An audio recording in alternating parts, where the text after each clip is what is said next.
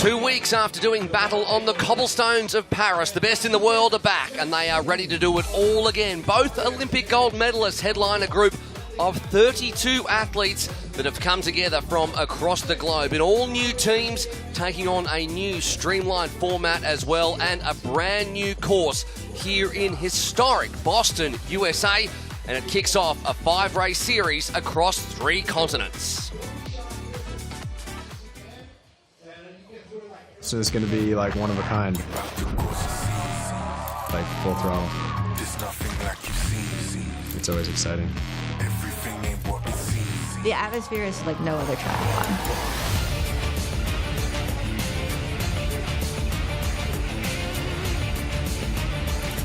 This is what it comes down to.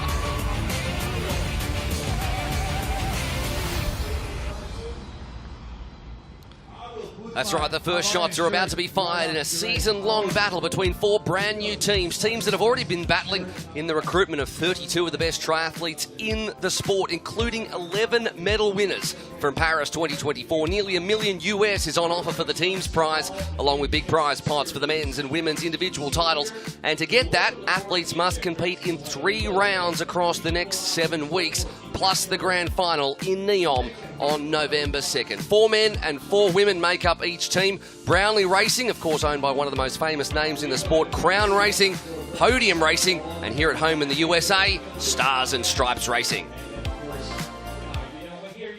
Supertri 2024, it is going to be the biggest Supertri season we've ever seen. The main goal for the season is just to win it. Car racing is the team to beat.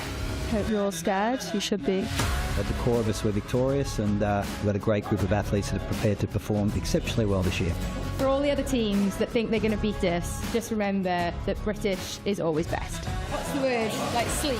Right now, if you look at Olympic sport in general, and the hype all around Paris is still very real, now is the time to build more fans than we've ever had. Stars and Stripes, we're here to win. We're not going to mess around. You'd be wrong to count us out. I'm just really excited to race on home soil, and I think the Americans, Stars and Stripes, are going to do phenomenal.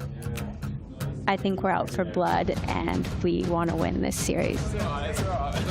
So I like to see myself as a bit of an orchestrator, so everyone can race their race and get the best out of themselves, and if we can do that together, we've definitely got a shot at defending our title. It's a pretty impressive team with world champions and Olympians and kind of everything in between. Be ready, we are coming to another win. We're at the top of this tree, and good luck to everyone who's trying to dislodge us, because it's not going to happen. Crown Racing is definitely here to win. We are the team that have 2 Olympic medalists, and we're definitely ready to fight for the other teams. Stars and Stripes, Podium Racing, Brownlee Racing. I think you better start hanging for second. I think that Brownlee Racing is the best because we're experienced, we're British, and no other country or team does triathlon like Great Britain. I think we have depth and strength, and I'm looking forward to racing this weekend.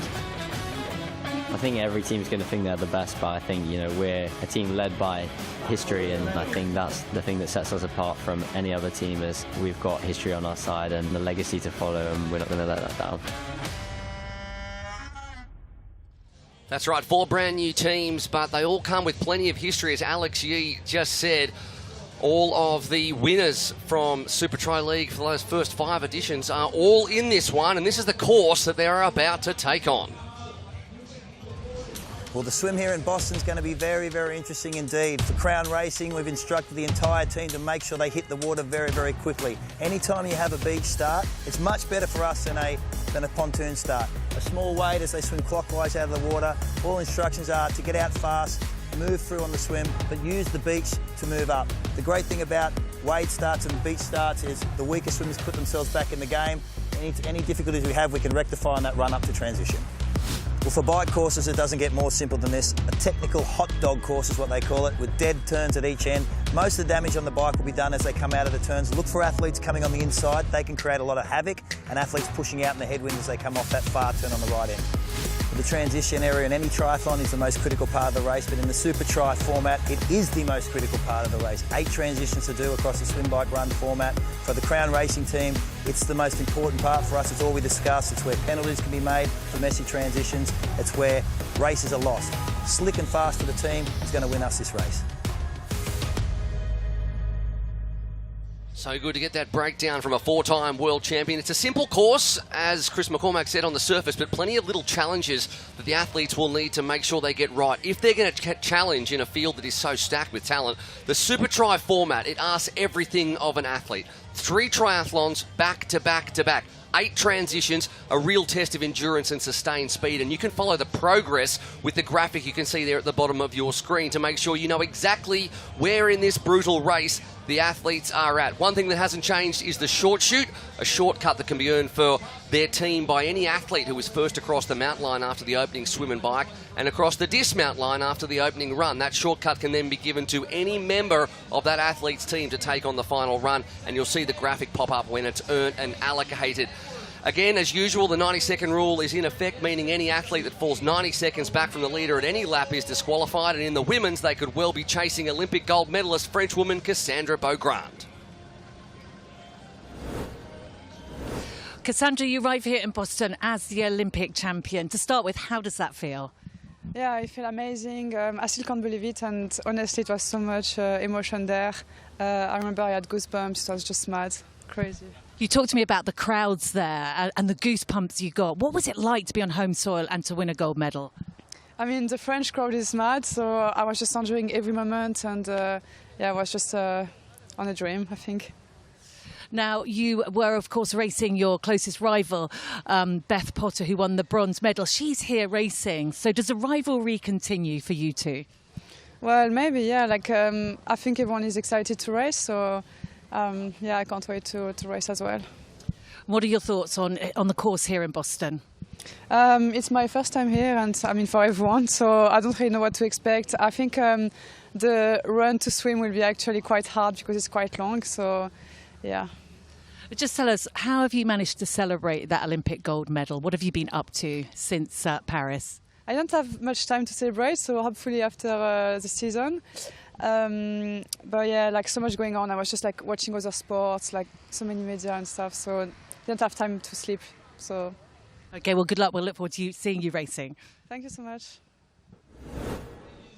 That's the athlete they'll be looking to chase down, but Stars and Stripes are at home. Kirsten Casper, she joins the team after a couple of years out of supertri racing. She had a difficult time in Paris. Katie Zafiris, Taylor Spivey, who picked up that incredible silver medal as part of the mixed team relay, and Kathy Asher are your 4 for Stars and Stripes Racing at home. Casper, of course, born and raised in Boston, and the manager is Parker Spencer, and they will be looking to ride a wave of home support.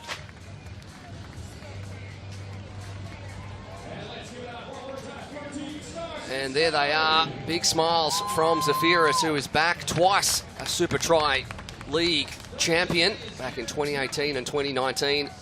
And Casper, who, as we said, finished 49th in Paris.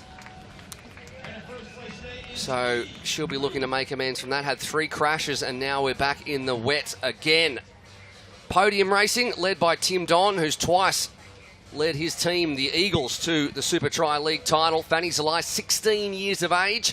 Look for Victoria Lopez on the swim. She was second out of the water in Paris. Leonie Perriot, of course, won World Triathlon Championship Series Yokohama this year. And Jean Lahair, who crashed out in Paris, will be looking to make amends for that one as well. She was the winner back in London 2023. That is a very, very strong team. And all eyes will be on Fanny Zalai at 16 years of age. And there she is on the left. Lopez, Perriot, and Jean Lahair under the expert tutelage of Tim Don. Supertri Boston, of course, brought to you by the presenting partner, Meet Boston, and some triathlon fans already lining the transition after a great event this morning. Brownlee Racing, their first foray into endurance sport as a racing team. Alice Beto comes in for this round. Olivia Matthias, Beth Potter, the 2023 world champion, bronze medalist twice actually in Paris 2024, and she'll be looking to hit back against Cassandra Beaugrand and Jess Fulliger. So 3 Brits and an Italian in Brownlee Racing. And there they are. Potter is second from the right there. She is probably the best female athlete of the last couple of years, although Beaugrand got the chocolates in Paris. And speaking of Beaugrand, we're going to see her as part of Crown Racing, another new outfit for 2024. Kate Woff is the reigning supertri champion. Georgia Taylor-Brown, 6th in Paris. 3 Olympic medals. Cassandra Beaugrand, the Olympic gold medalist, and Barbara DeConnick is the under-23 athlete as part of the next gen. Every team has an athlete under 23 years of age as part of Supertri's commitment to the next generation. And this is a team of champions under Chris McCormack. And there they are, all of these athletes looking, well, enjoying racing with a little bit of less pressure than the Olympics brings, and also racing in that team format, which is something that doesn't happen very often if you're just tuning into triathlon for the first time. All these athletes will be racing for their team, but also racing for individual points that will contribute to the team's points, with $925,000 on offer across the teams. And an interesting little run into the water this will be. And we'll head down now to Annie Emerson.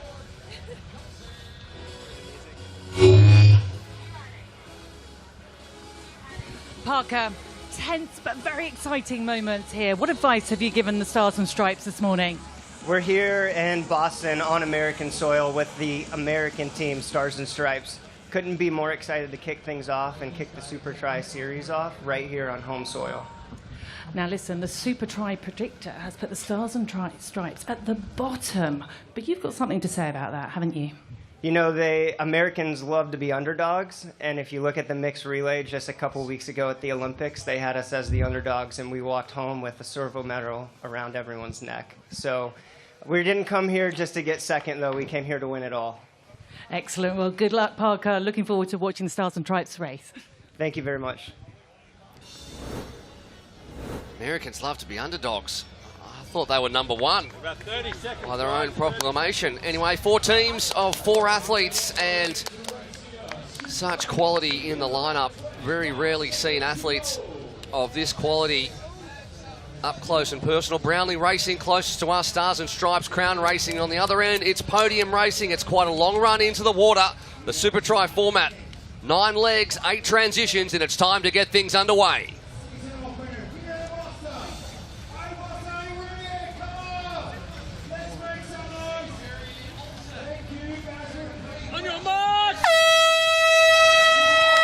Looked like a clean start. Michael Thompson, the race director, as Annie Emerson now joins me in the commentary box, and straight into the water, and a great start from Brownlee Racing. 300 metres, two right-hand turns on what is pretty flat water here, Annie Emerson, at the start, and getting a good start in the opening swim when you've got 9 legs ahead of you, well, it's incredibly important. Well, it is important. Just seeing there, water temperature just under 20 degrees, maybe a little bit chilly, but they're not going to be thinking about that now. Now, as you said, Will, the Brownlee Racing team have got off to a good start. For me, no surprise. They've got some great swimmers. Beth Potter is up there, the bronze medalist from Paris. Olivia Mathias as well, the under-23 silver medal champion from Lausanne. Jess Fulliger as well, and Alicia Beto from Italy. So they've got some great swimmers in their team, but I'd say Cassandra Beaugrand from Crown is going to have something to say about that. Yeah, Beaugrand is leading at the closest to us in the red there. The Bahrain Victorious colours from last year. The Scorpions now, of course, Crown Racing. And you can see at the bottom of your screen, they have plenty ahead of them. And let's not forget that the racing is on from the beginning with a short chute available. The first athlete across the mountain line after this 300-metre swim, and it looks like Beaugrand will lead them in. 1 minute 30 into this one, and they make the turn.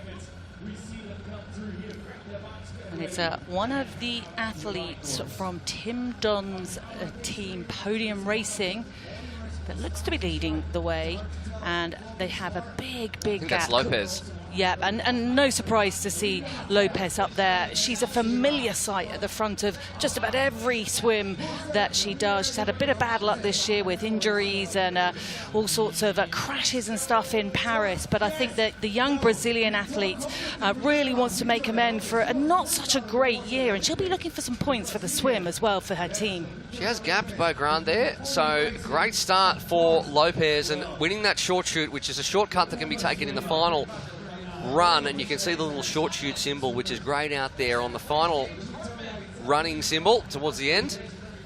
And picking that up means that Tim Don will be able to allocate that to anyone in the team, as Lopez, the 28-year-old, continues to lead from Beaugrand. And not surprising, Lopez is such a good swimmer. Her mother Helda swam the Pan Ams back in 1975. Her brother Luis swam in the Rio Games. So it runs in the family. Beaugrand behind, and then it's a bit of a washing machine for the rest. Yeah, picking out a few names as well. Jan Leher is up there. She won the London race at the beginning of last year with an incredible last 400-metre sprint. Wasn't it good? That kick was amazing. It was absolutely stunning, but had a disaster in Paris. Didn't have a great swim at all, had a crash. I mean, that was tricky conditions for the athlete. So, but she's excited. I've chatted with her. She's super excited to be back here racing the supertri season now, which kicks off here in Boston. And the field as well, fairly small, just 16 athletes. So I think it's going to be a tough one for some of the weaker swimmers in here. I think we've got to be looking out for Cher from Switzerland, a great biker. She races under the Stars and Stripes with Parker Spencer, who we just heard from then, and Perriot as well, such a fantastic runner, but she's going to have a good swim if she's going to be in contention here today. So first athlete across the mountain line, and it looks like it's going to be Lopez who's really putting it out. Now, there are points on offer for the fastest swim, bike and run. So sometimes athletes have a tendency to really go after the swim jersey, run jersey or bike jersey, and it looks like Lopez has decided to do that. Jean Leher's right behind, as is Cassandra Beaugrand. So the Brazilian leads by a little bit of a gap. There is Leher, and Georgia Taylor-Brown's had a good one too. So the first short shoot comes at the mount line. So Tim Don, the manager there, that'll be a plan that Tim Don said. Go out there, Ernest, the first short shoot, and the first one goes to Podium Racing. Got to pick up there after that. Number 10, Beaugrand, 15 seconds down for the Olympic champion. That's a bit of a difficult start for her, but they are quite grouped together, so I imagine that we're going to see a pack out on this first 4-kilometre bike ride. It's a technical course, a hot dog bike course, Chris McCormack calls it, and there are 880-degree turns. That's not the tricky part. It's back into transition where it gets a little bit tricky. So we can see all these athletes at the moment. Not a huge amount of urgency as they all start to come together in one big group. 16 athletes out of the water. Cher from Switzerland, 23 seconds down, but we know what she's capable of on the bike. So hopefully she will be making her way up into this rather stretched out pack here on the streets of Boston. Yeah, it is a little more stretched out than probably we would have thought. And Taylor Brown is tacked onto the back of those two podium athletes, looking to push the pace. And of course, she's one of the most decorated Olympic athletes, I think, now with 3 Olympic medals, 6th in the individual. Had picked up a mixed team relay medal a couple of weeks ago. Georgia Taylor Brown, Lopez leads, Taylor Brown, and then Jean Leher. But the first 4, it all is all red and white.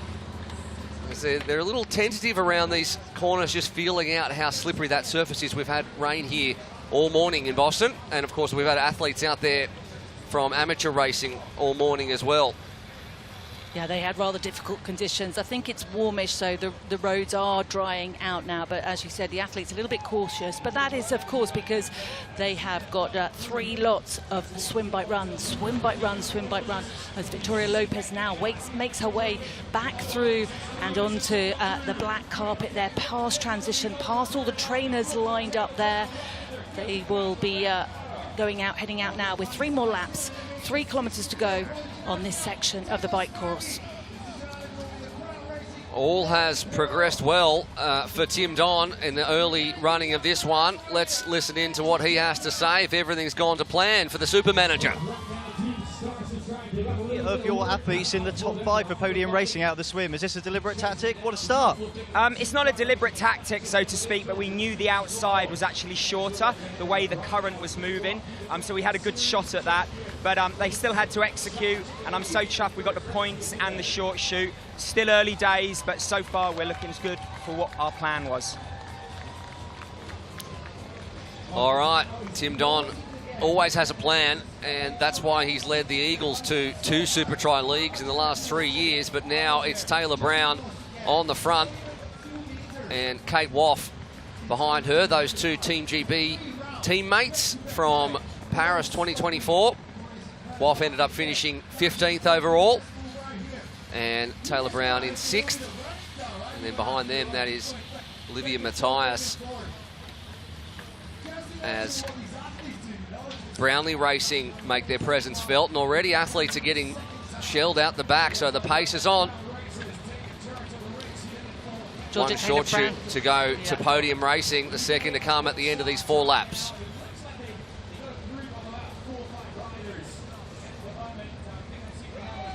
Well, Georgia Taylor-Brown knows what it takes to win races in supertri. She is a 2 times series winner, no less, in 21 and 22.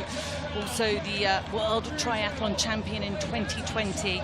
Got a 6th place finish in Paris, which by her own admission she was pretty disappointed with. Training had gone very, very well, and she was expecting a little bit more of herself, but looks to be going very nicely here as she leads this pack with her teammate Kate Woff on her wheel. That's Olivia Matthias and Jess Fulliger sitting in 3rd and 4th place. Katie Zafiris, though, she's 20 seconds in arrears, the 2-time supertri champion, so things aren't going too well for Zafiris, and it just shows you cannot have a weakness in supertri across any discipline, or indeed across transition as well, because suddenly 2 or 3 seconds turns into 10, 20, 30 seconds, and things just get harder and harder. While at the front, Crown 1 and 2, Woff and Taylor Brown. So 3 of the 4 teams represented in that front pack of 5 that are working together. Matthias, Fulliger and John Lahair are chasing Woff and Taylor Brown. Jan Lahair is definitely an athlete to watch. She is great over this distance. Those who follow supertri will remember that unfortunate event last year in Toulouse, but she did get 3rd in Malibu and silver overall in the 2023 series. We'll head down now to Chris McCormack, whose team leads. Running the bike, this seems like a cracking start for your team here. Well, as we know with the supertri format, this first stage is just about position. So to have 2 on the front and Cassandra and Barbara just off the back is a very good start. We had a difficult swim, without question. I think we made the mistake on opting to go right to chase the Brownlee Racing athletes, and a lot of the damage was done by podium. So I think they'll close it down. Georgia and Kate on the front is just what we planned. Stars and Stripes Racing, Parker Spencer was confident, as Americans are, especially when they're on their home turf, but Kirsten Casper in 8th position is their best placed athlete, 6 seconds in arrears. Taylor Spivey in that group 2 and Kathy Asher.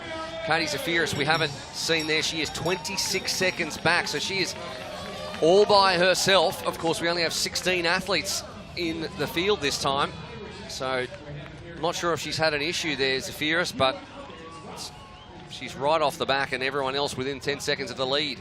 Yeah, I noticed her coming out of the swim fairly far up, and as we've mentioned, 2018, 2019 series leader. She knows how to race supertri. She does it so well, so we will wait to find out and see what happens to her there. Cassandra Beaugrand is 8 seconds back.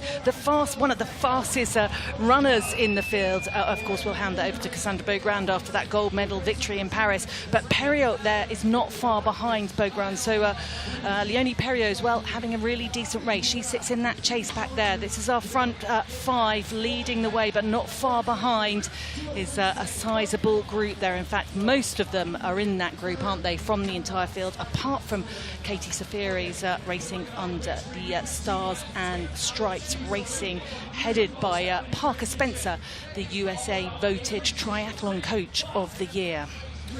So all 5 athletes hopping out of the shoes, 4 laps on the bike each time they hit the bike, which will happen 3 times. They're going to head into transition, and incredibly important to get it right. There is the dismount line, and a short chute will be on offer once they cross the mount line. So these athletes will need to take the helmet off, make sure everything's in the box, shoes on for the first run. And it's 2 laps on the run, and there is plenty of traffic, and we'll see who got the short chute. It looks like Brownlee Racing did. Matthias comes out first, so a short chute goes to Brownlee Racing, one already to Podium Racing, and Chris McCormack will be disappointed with that.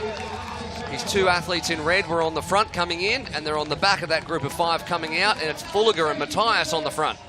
Yeah, a bit of a rusty transition for Georgia Taylor-Brown. Didn't see exactly what happened to her, but very slow in transition there. Jan Leher is there. Great to see Jess Fulliger up there and running really strongly. She raced last year, but is relatively inexperienced over the Super Tri Racing.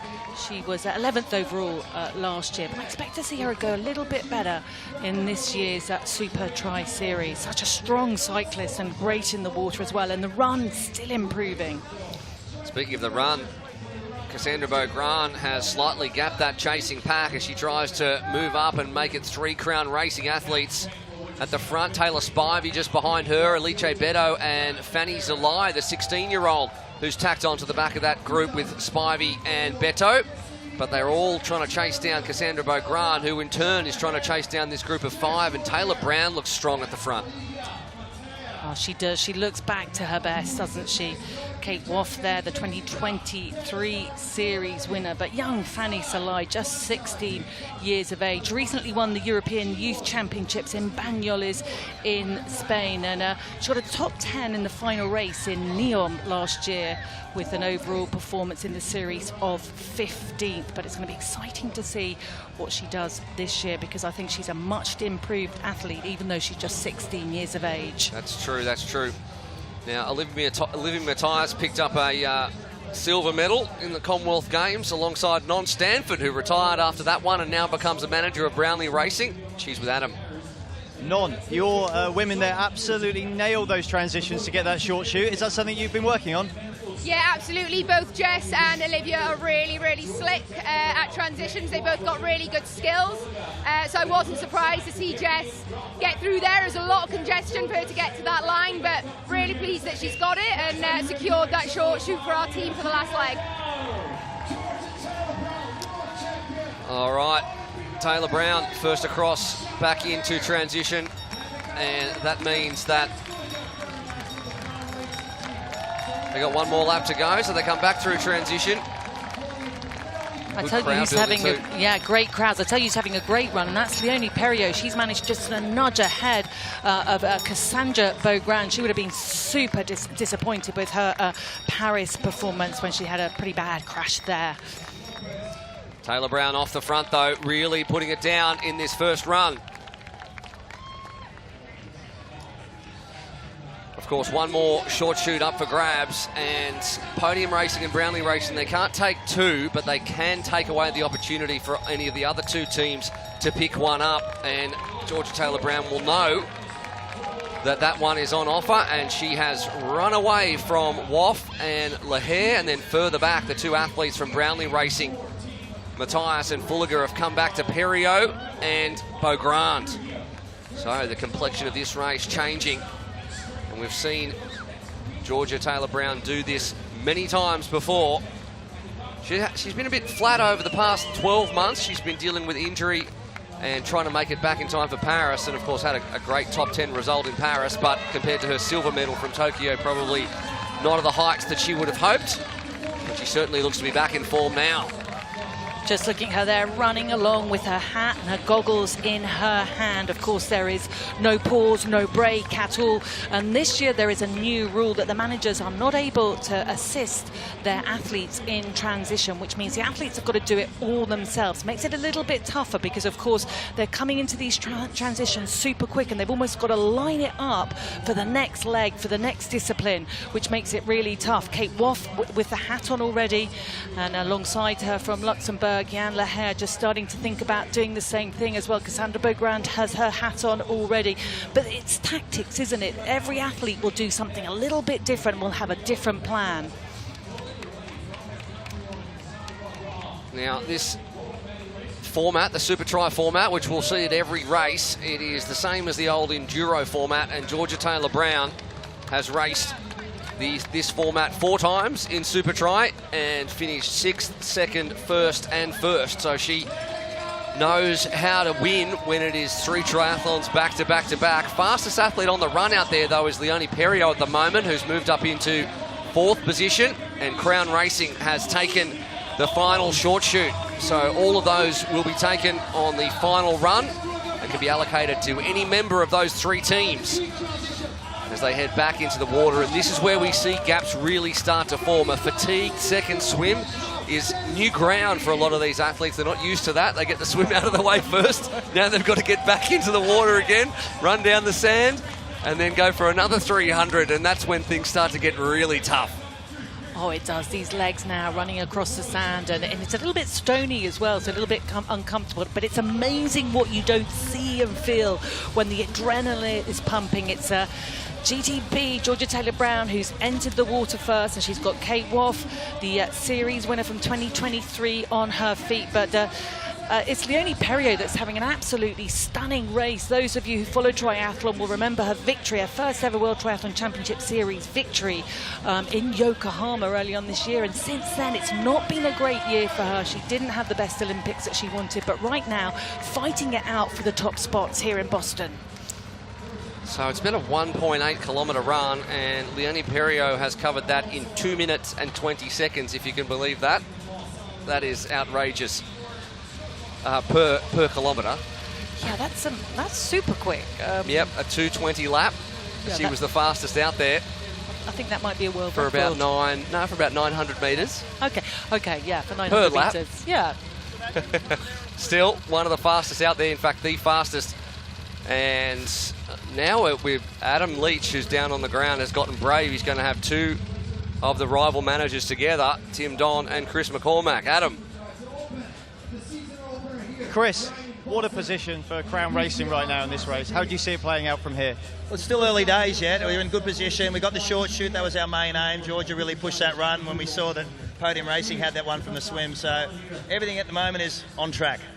Tim, Podium Racing athletes are well in this. They're right up there with the Crown Racing athletes. What are the tactics from here? How are you going to get past them? I think, well, we're not sure how we're going to get past them, but we definitely want to stick close to them on the swim. You saw how powerful Crown Racing were on the bike, so we need to be vigilant there. But Leonie is running really well, so it's not over yet. When you drop the Olympic champion on the run, your French countrywoman, you know you're in good shape. Good racing. That's very true. Dropping Beaugrand, Perriot, so she's in some kind of form and has some unfinished business from Paris a couple of weeks ago. Taylor-Brown continues to lead, which is exactly where Chris McCormack will want her to be, having already picked up the short shoot. Woff behind, and then Jean Lehair, and Perriot battling not to lose touch and battling with one of the Brownlee Racing athletes as well as they turn the second buoy. Taylor-Brown, though, looks measured in this second swim. Well, the athletes have all come back together again. I can just see Cassandra Beaugrand has made her way back into this little group. I'm wondering, Will, how hard it must be for some of these athletes after that high of Paris to come here and deliver 2 weeks later. The athletes were so excited to be here. They love it when the supertri season gets started. But for some of these athletes to have come off that high and then come back to their best here today is going to be a tough ask, isn't it? Well, I think sometimes when an athlete has achieved, they can either use that momentum to go on. But as you know, with the Olympics, a couple of people are happy and almost everyone else is unhappy. It doesn't matter whether you got the silver medal or you came last. You could have done more. So whether they use that as we have a flat spot afterwards or you use it as motivation to come here and enjoy racing with the shackles off, I suppose, that is a question for each individual athlete. And we can see the ones that, you know, came here ready to do it and came here with their swords nice and sharp are at the front. And athletes like, and we haven't mentioned Beth Potter, but she is well out of contention at the moment. She hasn't had a great first swim, bike and run, and swimming is not necessarily her forte. So let's see if she can bike and run her way back into this one. She's a junior swimmer, but of course has such a fantastic run that tends to overshadow everything else. Yeah, she had a great swim in the Olympics. Interestingly, for Beth Potter, she's won 2 esports world championships under the supertri banner. She always delivers so well indoor, but she's only had 1 third place, 1 podium finish so far in supertri. She's not going to be on the podium today unless she puts some sort of I don't know, batteries up her, because otherwise she's not going to really go anywhere. Anyway, we digress. So it is Waft that's out of the water alongside Georgia Taylor-Brown. Jan Legague is just behind her. I can see Taylor Spivey as well from Stars and Stripes. She's back in the frame as well.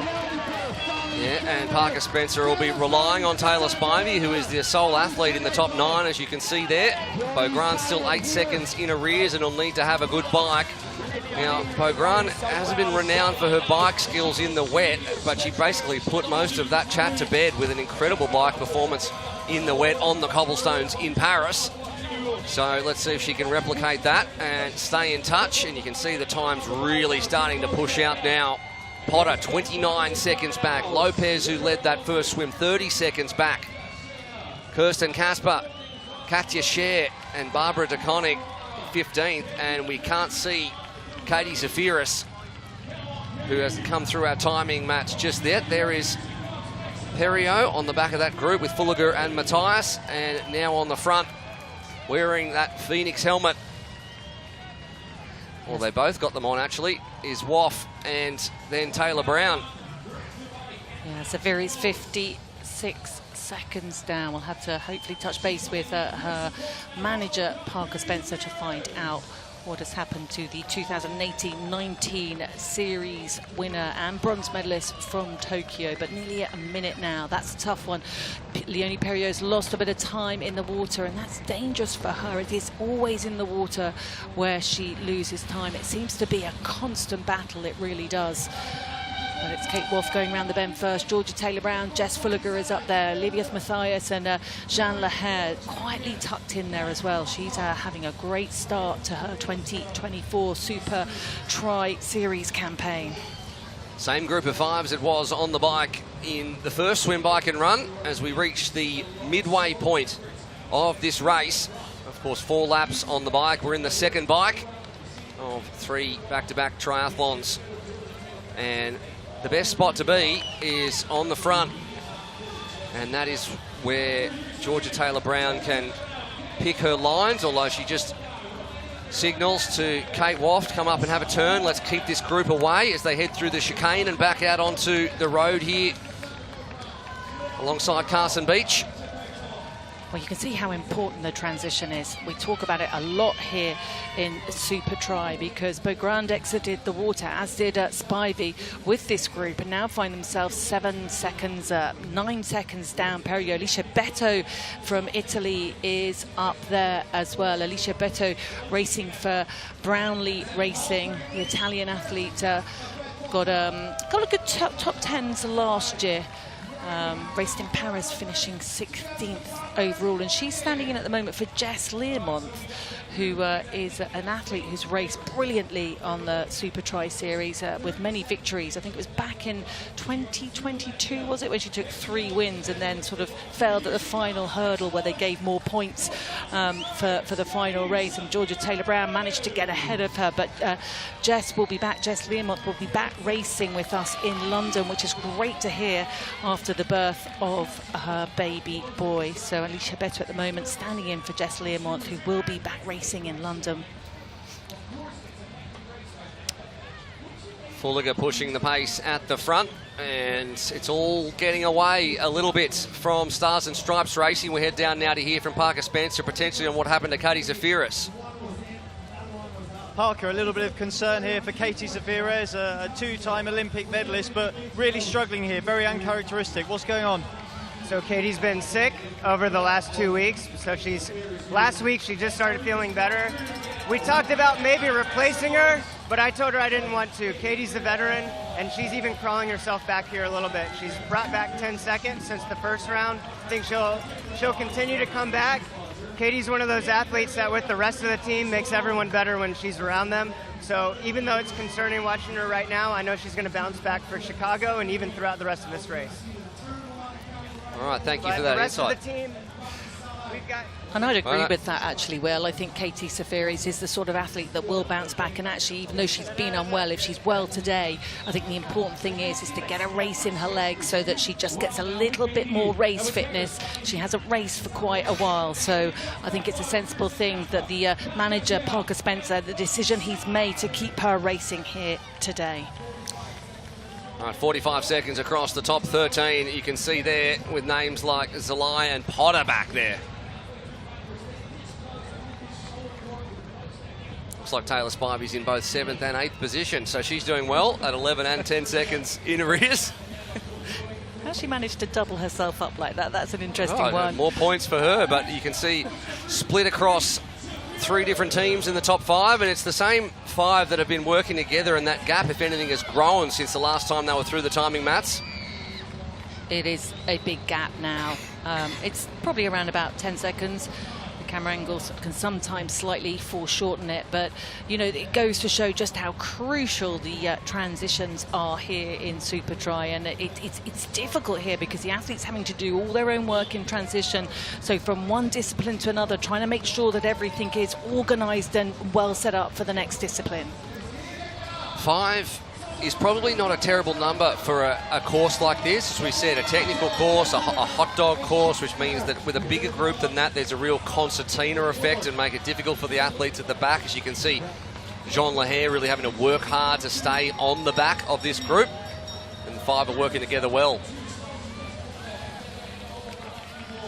Yeah, Jan Lahair's not so technically strong on the bike. We've seen it before when the courses are technical or in the spots on the course where you're just required to have a little bit more skill. She does tend to drop off, and that can make it really tiring for an athlete if they're constantly battling to get back onto the wheel of the athlete in front.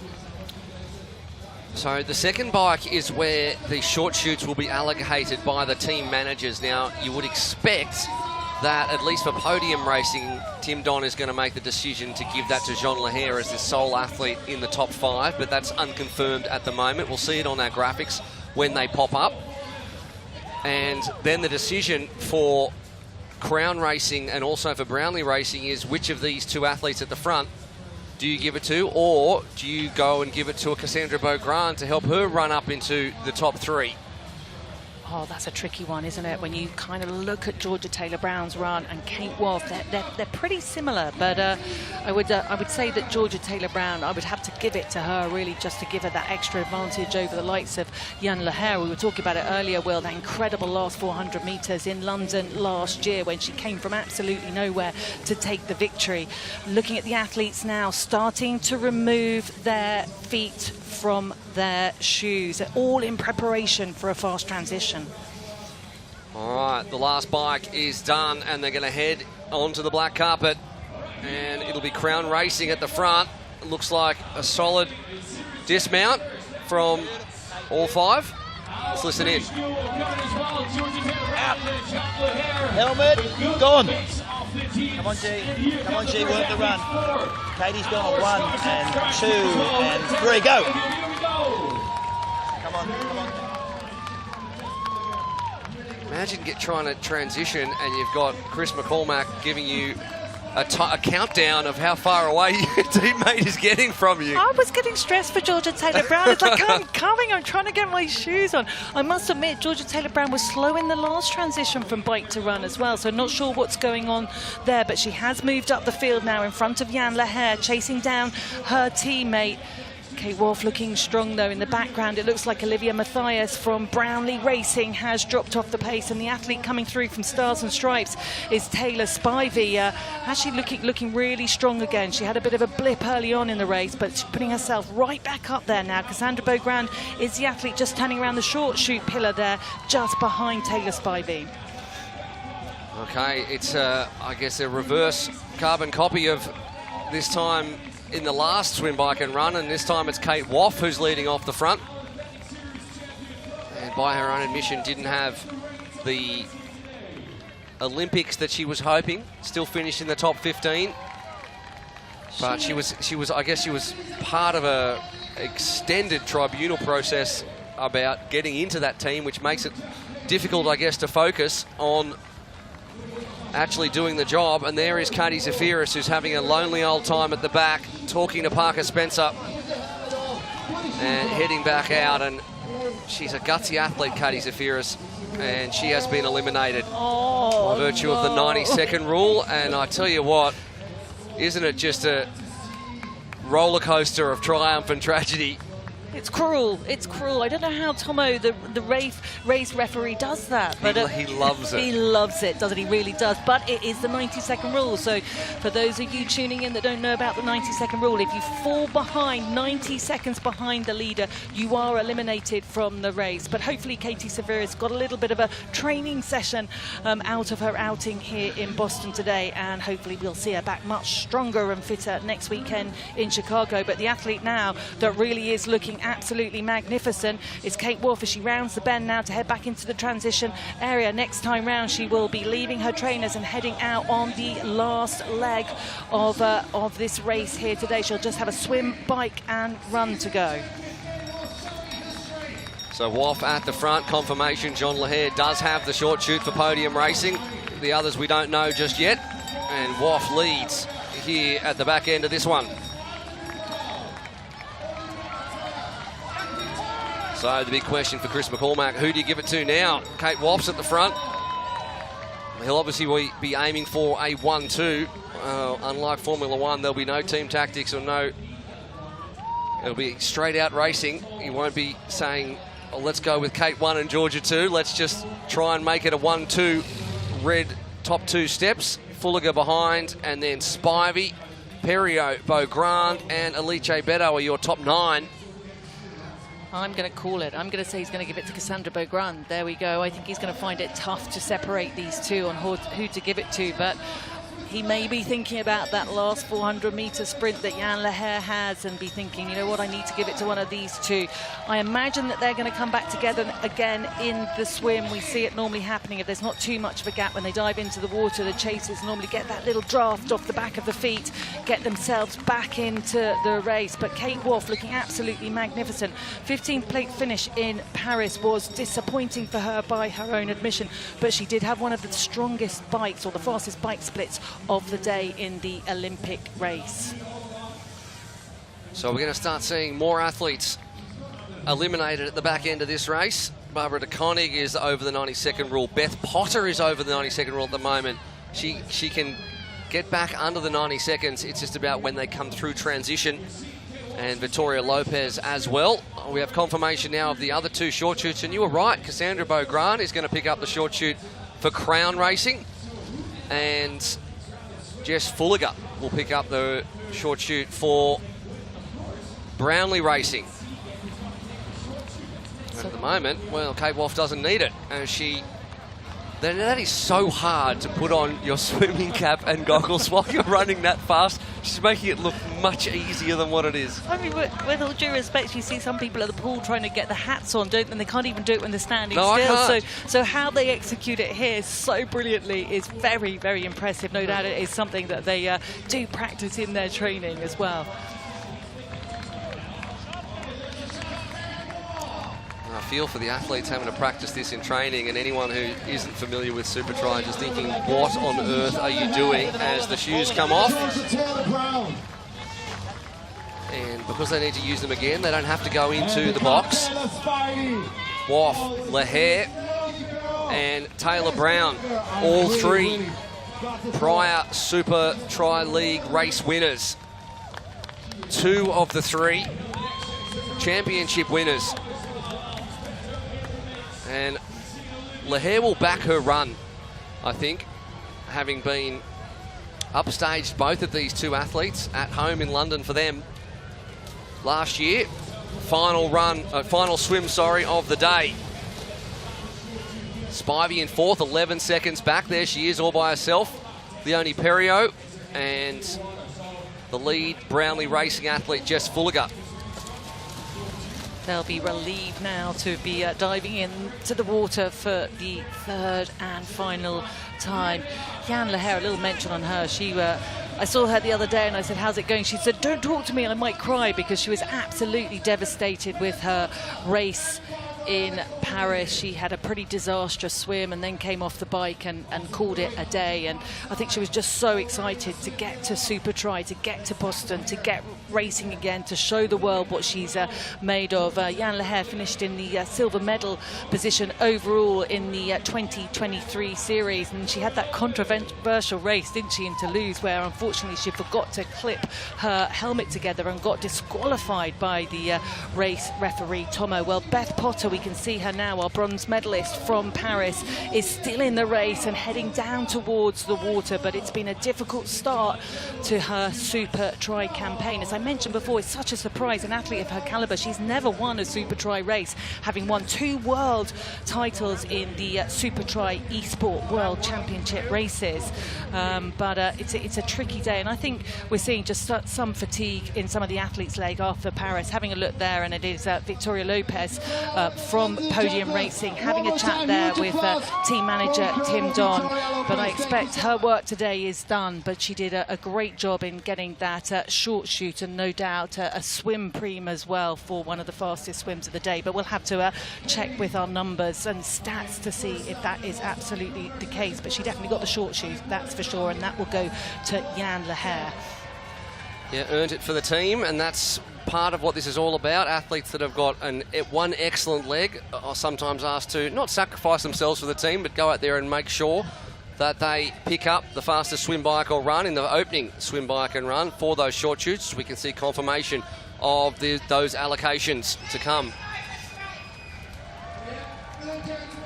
So a minute 48 separating the 14 athletes that are left now, with Beth Potter and Barbara DeConnick bringing up the rear, and they might not go any further than this swim if the pace is being pushed at the front by these 4 athletes that have been stuck together. And that's a very good swim by Taylor Spivey, who has now joined this front pack of 3, ensuring that 3 of the 4 teams are represented in the top 4. And Chris McCormack biting the fingernails, the 4-time world champion, 2-time Hawaii Ironman world champion as well, and long-time association, one of the founders of supertri back in 2017 when it all started in Hamilton Island, Australia. And since then, there's been nearly 40 races in 4 different continents, and what a hit it has been. Looks like a slog out there, though, in that grey water, no? It really, really does. So I think they're kind of slightly swimming against now. Well, there's no real current here, but definitely the way it's slightly breezy. We haven't had the best weather here in Boston this morning. But I have to say, what a swim from Taylor Spivey. She comes from a surf life-saving background. It is a long, long time ago now, because she's obviously been very committed to triathlon for a long time. But that's a magnificent swim for her. As just having a look down the right-hand side of the page, and it is on our screen, and it is the Crown Racing team that are leading the way, with Kate Wolf, Georgia Taylor-Brown and Jan Legague just tucked in there as well. Jess Fullager as well. So as you said, there's an athlete from every team in the top 5. Yeah, Spivey's done well. She was 11 seconds in arrears going into the water, and she comes out in 3rd position and ahead of Legague. At the front, though, it's the 2 Brits from Crown Racing, Taylor Brown and Woff, as it has been all day. Spivey, who has long been a bridesmaid at these races, has finished just off the podium many, many times, has finished in 2nd position as well. And she wants to go into Chicago, having won here at home in the US. She's from the West Coast. We are, of course, on the East Coast, but America is America, and Stars and Stripes will want to start off well. Lahare's had a great transition. She'll come out first, and she's decided to run her bike through rather than hop on the bike in that chicane, which looks like she might have made the right decision there. And now 3/4 of Brownlee Racing. Well, I don't know if that was a smart move or not. Interesting. She seems to have lost a little bit of time. I can see why she did it, though, that's for sure. And the athletes, of course, might not necessarily have their bikes in the right gear, because previously we've seen athletes, the managers being able to alter the gearing for the athletes, but not this year. They had to do it all themselves. So if she felt she came in perhaps too low a gear or something, it was better to run with the bike round the chicane than it was to get on. And she's just battling now to get on the back wheel of Georgia Taylor-Brown. But a super race from Taylor Spivey, who didn't have the best of starts.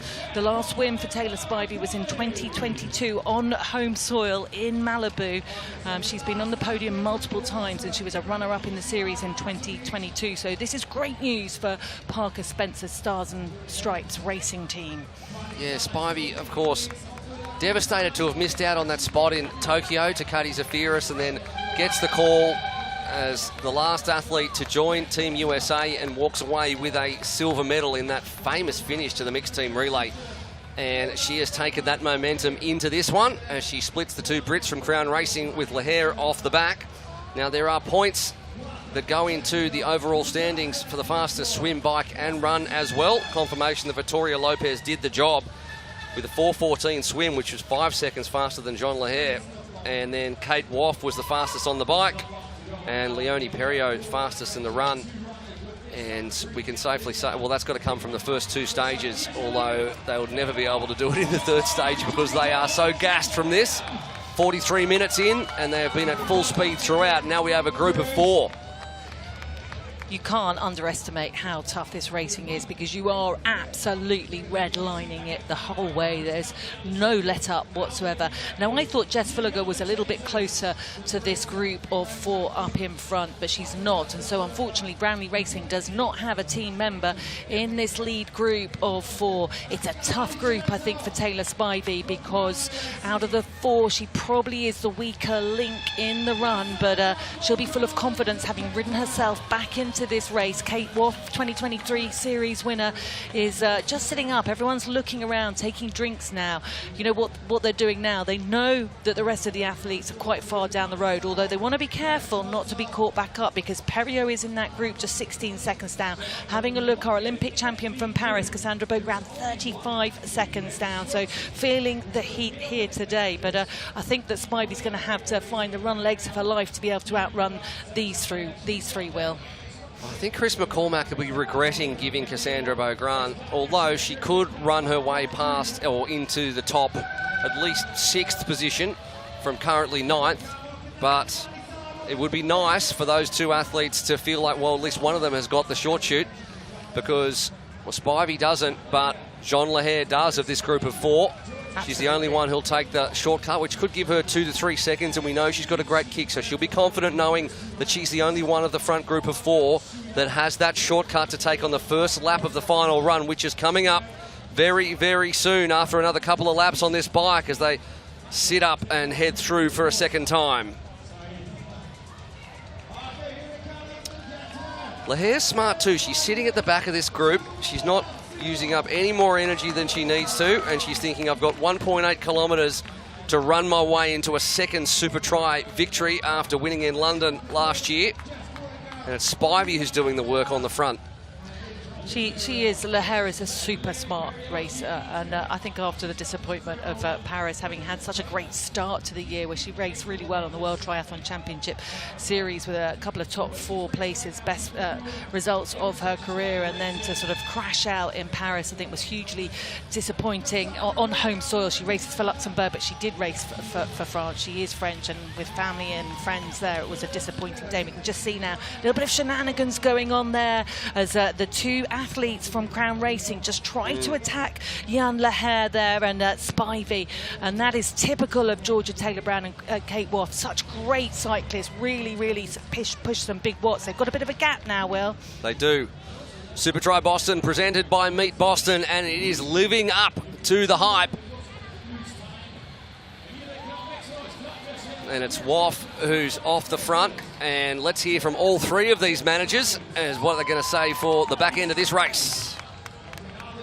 Chaps, this is an incredible race we're seeing here and a great front pack. Simple question to all of you. Who's going to win? I think Jean, she won the opening round last year. She has the short shoot, the only athlete in there. I'm backing Jean Lahair all the way. Look, it's going to be tough. Sean's got the short shoot. My two girls don't. I think Kate's running well enough. George is there. It's up in the air. Taylor's gotten stronger every round, but both of these guys have a short shoot. She doesn't, so she's got to make a move right now in order to keep herself in it for the win. Unsurprisingly, everyone just backing their own. No surprise there, really. Jan Lahair, I noticed, very tentative just coming out of the transition there. That's her weakness there in terms of her technical skills on the bike, because when you watch Georgia Taylor-Brown and Kate Woff, they don't put a foot wrong, neither does Spivey, and Jan Lahair having to work really, really hard in the latter stages of this bike. Yeah, it's one thing to be sitting on the back and conserving, but you've got to be right behind if you're going to be able to conserve energy. When you've got these dead turns, you've got to really push to be able to stay in touch. And you can see Taylor Spivey just sitting down in the hoods, making herself as aerodynamic as possible, trying to stay on the back of these two athletes who are really ratcheting up the pressure. Kate Woff and Georgia Taylor-Brown, both former winners of the supertri League and have got more experience winning races and leading races than those that they are up against at the moment. Although Spivey's one of only 5 athletes that have competed in all 6 supertri leagues since 2018. Well, Lahair a few seconds down, but we can see on our screen, on the graphic there, Lahair with that little yellow icon there, SC short shoot, the same short shoot, and Fullager the same, and Beaugrand as well. But I think in terms of Beaugrand, it might just put her up the rankings a little bit and get some extra points for Team Crown. Well, 2 athletes in the top 10 for Stars and Stripes. Everyone else with at least a couple.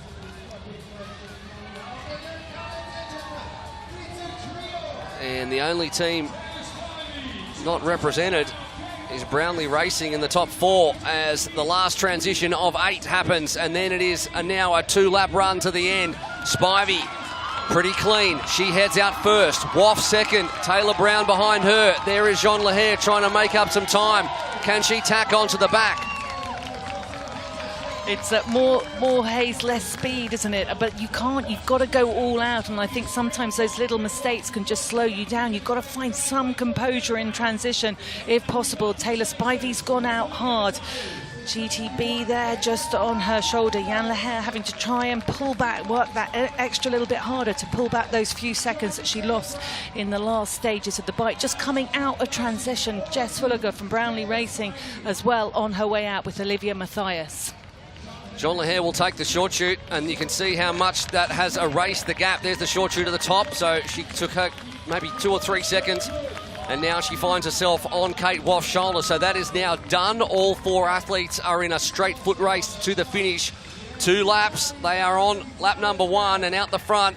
When she's in form, Georgia Taylor-Brown has this way of running which just makes it look so uncomplicated. And I don't know if that's the right word for it. No, that's a perfect word, Will. It just really looks is. simple. Although she looks behind now, and Jean Lahair has just put the burners on, taken the short shoot and moved to the front of this race just as she did in London. So can Taylor-Brown respond? Woff's been gapped and Spivey is in her customary position of 4th. We've seen her have more 4th, or chocolate medals as we call them, the 4th position than any other athlete. And Lahair at the front looks strong, and Tim Don will be levitating in transition right now. I've got goosebumps, honestly. I've got a little bit of an idea what Jan Lahair's been through. Well, I haven't been to the Olympics, but I know how utterly disappointed she was, and you can see the hunger in her eyes. But Georgia Taylor-Brown is not letting her get away. The thing I love to watch about Lahair is the way she picks up the cadence. She's got a super quick cadence. She's not the tallest of athletes with the longest of strides, but she picks up that cadence, and you can just see her now slightly pulling away from Georgia Taylor-Brown. Does Taylor-Brown have what it takes to stick with Jean Lahair, or will Lahair do what she did in London last year and run away from the field Spivey in fourth, all by herself at the moment. 900 metres to go. One more lap, and the crowd here in Boston, they're enjoying every minute of it. Chris McCormack urging his chargers on. He doesn't want to finish on 2 steps of the podium and miss out on the win. One more lap to go, and it's Legague. 2 seconds now ahead of Taylor Brown. Wow, and she's hurting, isn't she? But her arms are pumping. She wants this victory. She really, really does. She loves Super League racing. It would be great to see her on top of the podium, but Georgia Taylor Brown as well, by her own admission, a bit of a disappointing Paris, finishing 6th there, but she's starting to find some great form as well after well over a year out of racing with injury. I think Kate Wolf hasn't quite given up on 2nd place yet. She sits just a few paces behind her teammate, but it's Taylor Spivey from Stars and Stripes at a bit of a casualty there of coming out of transition, and the fast pace that Jan Legague set early on has absolutely smashed up this lead group. 2nd overall in 2023 in the supertri league, Jean Legague, the 28-year-old, and we talked about Paris and disappointment and turning that into momentum and racing with some freedom, and that's exactly what Jean Legague is doing at the front. Former world mixed team relay champ back when she raced for France, switched to Luxembourg in recent years, and she is having the race of her life at the moment. And the 2023 European champion could end up leading into Chicago. There's a gap now, and I think it's snapped the rubber band to Georgia Taylor Brown, and now it's a battle between the 2 Brits as who's going to be 2nd on the podium. And Legague makes the last dead turn, and she's going to come for home, and she is going to have broken Georgia Taylor Brown, the 2-time champion. Not giving anything away, she's really not. She's got a real steely look on her face, hasn't looked back, just maybe a little glance there, but didn't even look across the road at Georgia Taylor Brown when she rounded that 180-degree turn. Is that a smile on her face? I think it is, Will. I think you're right. She's going to turn onto the black carpet, and the fans here in Boston are loving it. Jean Legague of Luxembourg of Podium Racing is going to take the first win of season 2024 in the Supertri League. She even has time for some high fives. Jean Legague is your champion, the first here in Boston. Podium Racing do it, and it's Jean Legague from Georgia Taylor Brown and Kate Wolf. So good points for Crown Racing. What a fantastic race that was. 3 triathlons back to back to back, and some high quality racing at the back end. Taylor Spivey finishes in 4th for Stars and Stripes. And she gave it everything at that last swim bike to stay in contention. And Jean Legague, a very popular figure amongst the group here, has won by 4 seconds in the end from Taylor Brown. Wolf a further 5 seconds back.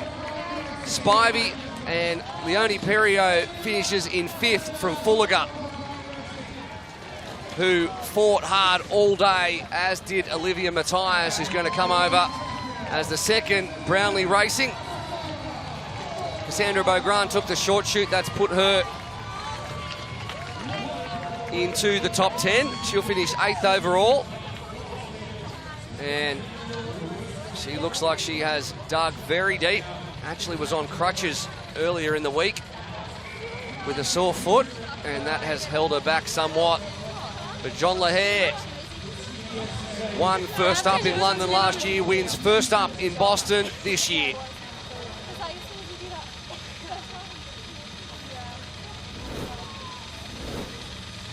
And let's listen in and talk to Jean Legague right now after that win. Yeah, what a result. Just tell me, how are you feeling right now? I don't know, like kind of relief, really happy. And I got really not afraid, but I knew the girl would attack on the bike, and it's not my strength. So they played their card, and I went on the bluff on the run. Like really, I started full gas, and I was, I will not be able to hold the pace. But it seems it works, so. You had a disappointing Paris, but you've really made up for some of it right here now in Boston, taking the first race of the season, 2024. Yeah, I didn't get everything you said, but yeah, like the race was they make it very difficult.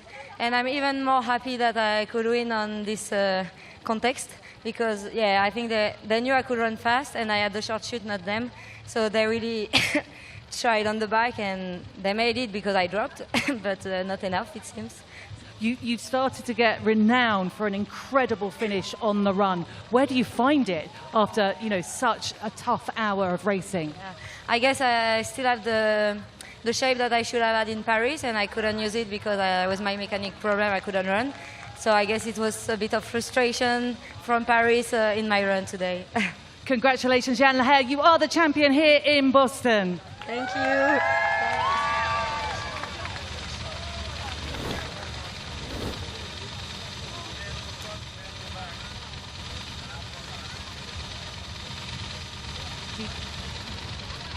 GTB.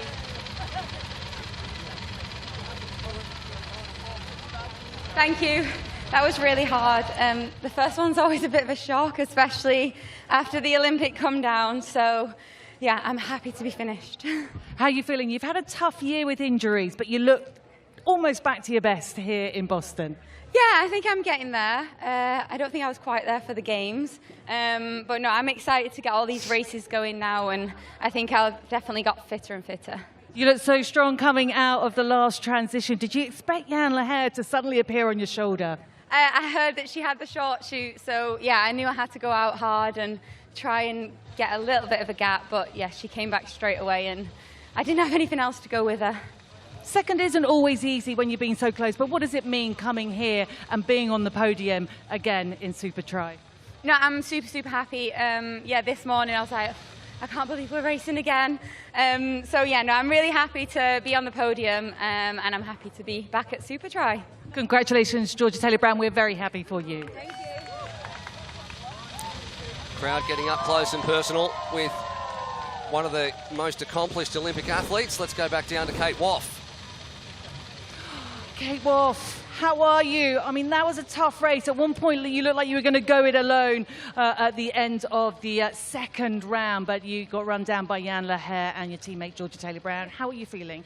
Yeah, I'm really happy to be on the podium. Yeah, obviously the reigning champion, so I wanted to come and put my mark down in the first round. So yeah, it was a tough race, but yeah, I'm really happy to come on the podium.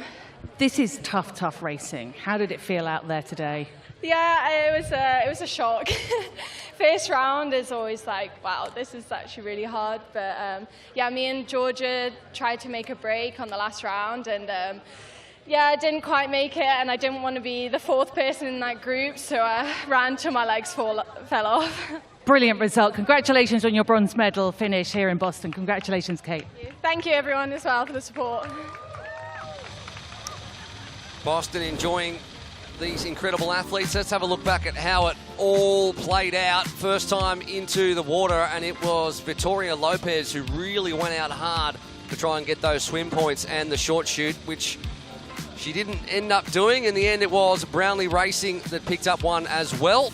And then Crown Racing picked up the third of the short shoots. And at the front, the two Phoenix athletes, the two Crown Racing athletes, Georgia Taylor-Brown and Kate Woff, were dominant at the front, but Jan Lehair made sure she was there or thereabouts. Taylor Spivey dug very deep to figure towards the back end, and there was absolute daylight between those four and the rest. Lehair was off the back there for a second, but the short shoot really brought her back into contention. And then at the end of the day, she had the kick, and you heard her. She was surprised that she did. Put some of those demons from Paris to bed with a win here in Boston.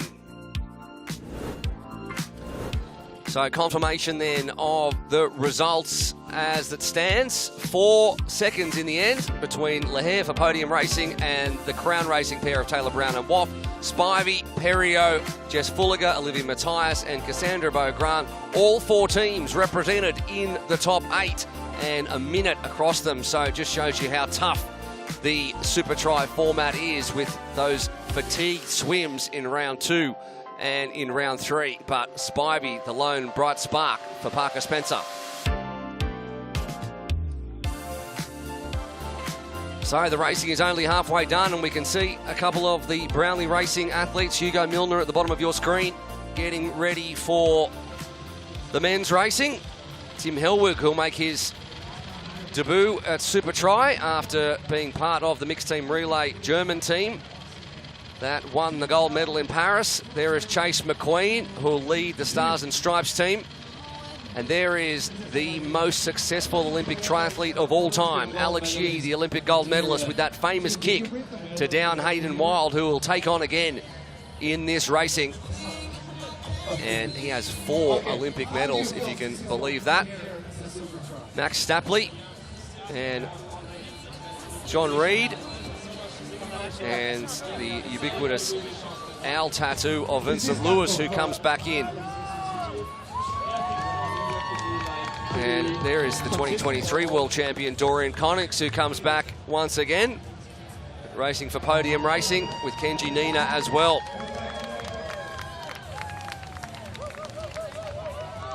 So the crowd building, and the first shot's fired. There is Connor Bentley, super runner, so watch out for him for podium racing, for Brownlee Racing as well, as the crowd continues to build here and the rain holds off just for a little bit longer. It could be treacherous out there if it gets wet. I wonder what's going through that man's mind. Just making sure that everything is perfect in transition for the first one. All those little 1%ers to save time, extremely important as we head down now to the medal presentation for the women's race.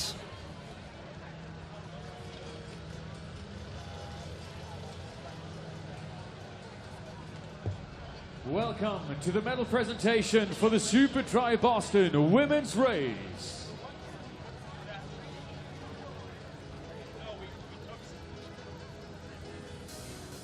Please welcome the athletes.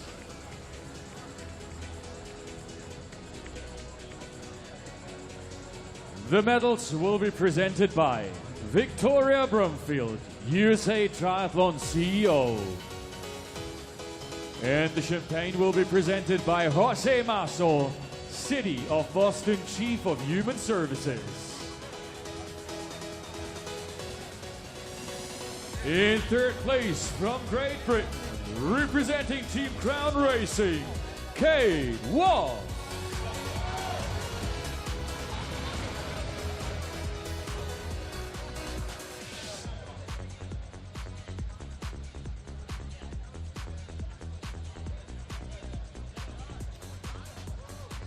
So the defending champ from last year picks up a podium to start her defence campaign. From Great Britain, representing Crown Racing, Georgia Taylor Brown. 2 Crown Racing athletes on the podium, so a good start for Chris McCormack. Could have been the top step if he had decided to give one the short shoot, but Jean Lahair too fast on the day. Taylor Brown, though, she said it was a shock. She is sitting in second position. Representing podium racing, Jean Lahair. Too fast for all of them, though. Once again, Jean Lahair of Luxembourg of podium racing, and Tim Don will be very happy with the start for his team. Ladies and gentlemen, make some noise for your supertri Boston medalists.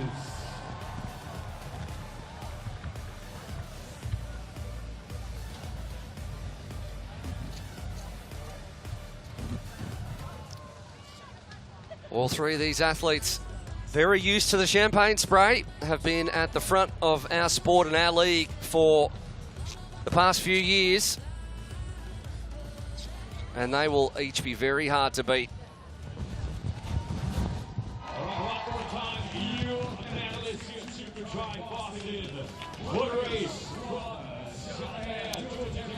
Let's have a look at the standings. As it stands, of course, we've got 4 more big rounds to come, including Chicago next weekend. And athletes like Cassandra Beaugrand back in 8th position. And Leonie Perriot in 5th will be looking to hit back as we go back-to-back in the US before we finish finally on the 2nd of November in Neom. So a great start for Crown Racing, 2 and 3, but John Lahair on the top step.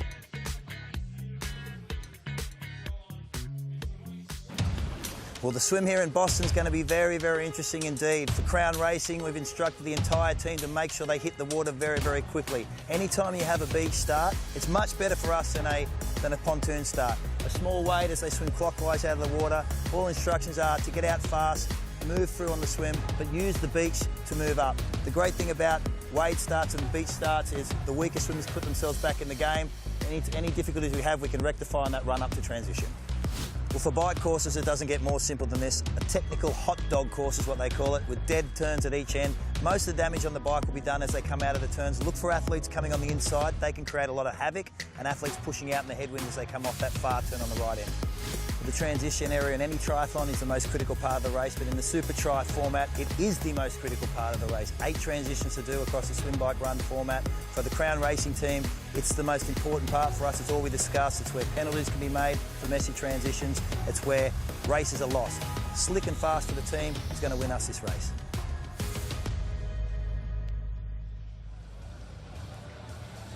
So we are 1 race down. We are 1 to go. The Olympic gold medalist Cassandra Beaugrant had a difficult time out there, finishing in 8th. And now the Olympic gold medalist Alex Yee will take on the field. He caught up with Annie earlier on. Alex, we're here for the Super Tri, start of the season. You are here as the Olympic champion. How does that feel to you?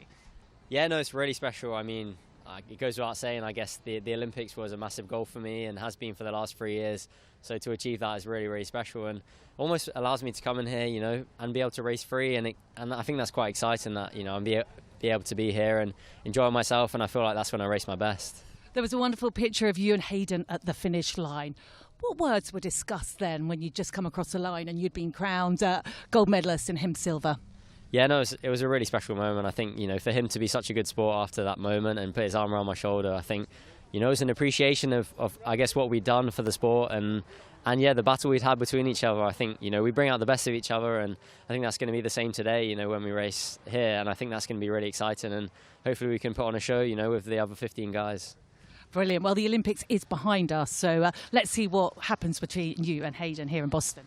Yeah, definitely. You know, it's sadly the end of that chapter, and now it's exciting to start the Super Tri series. And you know, it's going to be an exciting series full of unpredictability, and you know, people are going to be riding the high, and maybe some people will be more determined than others. So we'll see what happens. Good luck. An incredible athlete and as humble as you would expect. Let's have a look at Stars and Stripes after they picked up the 4th. Their big hopes here. Seth Ryder, of course, straight off the Paris Olympics. Chase McQueen, who is a former Super Tri E world champion. Vasco Velasquez always there or thereabouts. And Tim Hellwig, who is a mixed team relay machine from Germany, making his debut for Stars and Stripes Racing. So 2 Americans and a team there who looks like they are enjoying it, and over the course of 5 rounds, enjoying your teammates is such an incredibly important part of Super Tri racing. Now podium racing, having won that one through Jean Lahair, and they have quite the team lineup. John Reed steps in as a replacement. Matt Hauser finishing 7th, the Australian in Paris. And always a threat, Kenji Nina, and the 2023 world champion from France, Dorian Connix, comes back to Super Tri once again. Nina actually has some bandaging on his foot, having cut his foot. You can see, cut both feet, in fact, running into the surf yesterday. So not the first time that's happened to him either. That happened in Neom last year. And it's time now to welcome Crown Racing under Chris McCormack. And what a team this is. Vetle Bergsvik Thorn, the Norwegian, making his debut. Vincent Lewis, twice a Super Tri champion. He's back again. Hayden Wild, silver medalist in Paris. Again, also 2022 champion for Super Tri.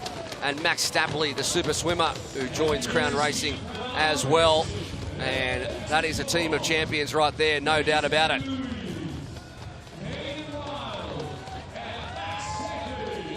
Vincent Lewis as well will have some questions to answer. Hasn't been at his height in the past 18 months or so and comes back after missing a couple of seasons of supertri racing. And it's good to see him back.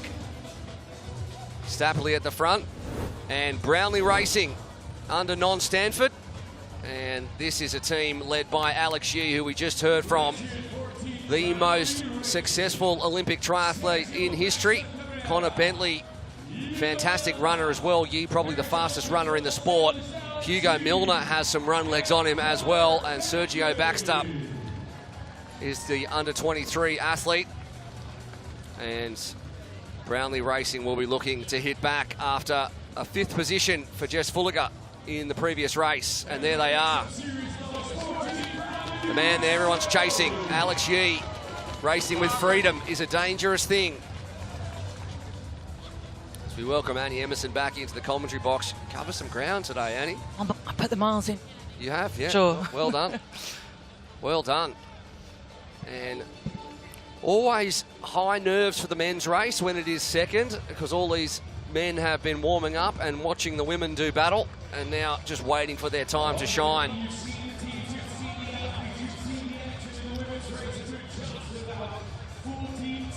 So let's see what Tim Don has up his sleeve. He sent Vittoria Lopez out there to get those swim points and the short shoot. Let's see if he's going to do something similar to pick up those extra points. Brownlee Racing will be starting closest to the camera. Podium Racing on the far end. Vincent Lewis and Max Stapley bring some real swim firepower to Crown Racing. And how about Brownlee Racing just nonchalantly walking down and leaving the rest of them on the start line? I was going to say, they look incredibly relaxed, don't they? They really do. Very relaxed, taking their time to get down there. Well, they know that if they walk with Michael Thompson, who's got the hooter in his hand, well, they're not going to miss it. Look at the big man. Race director strutting down there on the sand. It's his time to shine.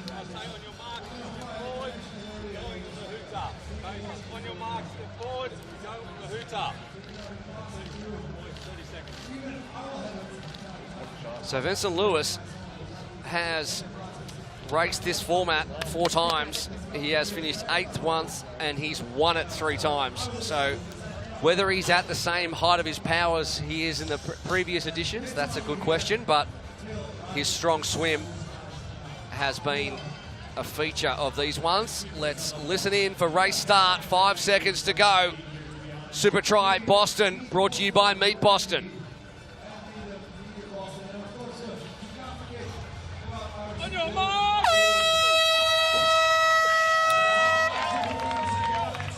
Straight into the water, and it's quite a long run as they attack the water and then dolphin dive their way out in this first 300-metre swim. And it just looks absolutely horrible. And I'm glad I'm in the commentary box because it's a smash up out there in the first 100 metres, as it is in every triathlon, but especially one as fast and furious as this. Oh, it absolutely is. And I tell you what, when you look at the lineup, we've got some pure class in here. We really have. You talked about Tim Don's team there and what his tactics would be. Matt Hauser, great swimmer. Expect to see him up there. I've already noticed Stapley as well. Well, Max Stapley coming into the form of his life. And Dorian Connix as well. He'll be an interesting one to watch. He really will. Also racing with Podium Racing, Tim Don. Had a bad crash early on in the year and broke his wrist and his elbow, but I'm going to expect to see him up there. And Vincent Luis will. I'm just so excited to watch this guy race. He races so brilliantly over this format. 2018, 2019 Super Tri Series winner. Hasn't had the best luck in the last couple of years. Yeah, it's.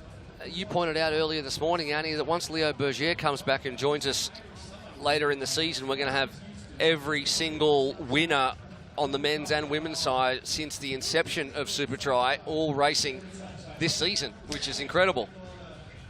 And when the athletes come back like that year after year, it says a lot about this sort of racing and how much they love it.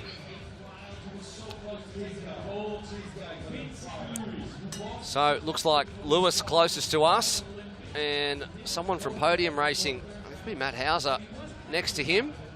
Obviously not the fastest possible way to take on. No, that's not. So that's Max Vincent Lewis. Stapley It's there, Stapley. closest to us in the red, and alongside him, here's one of the athletes from Podium Racing. I'm going to put my money on says Hauser. Yeah, Yep. absolutely. Stapley and Hauser out the front.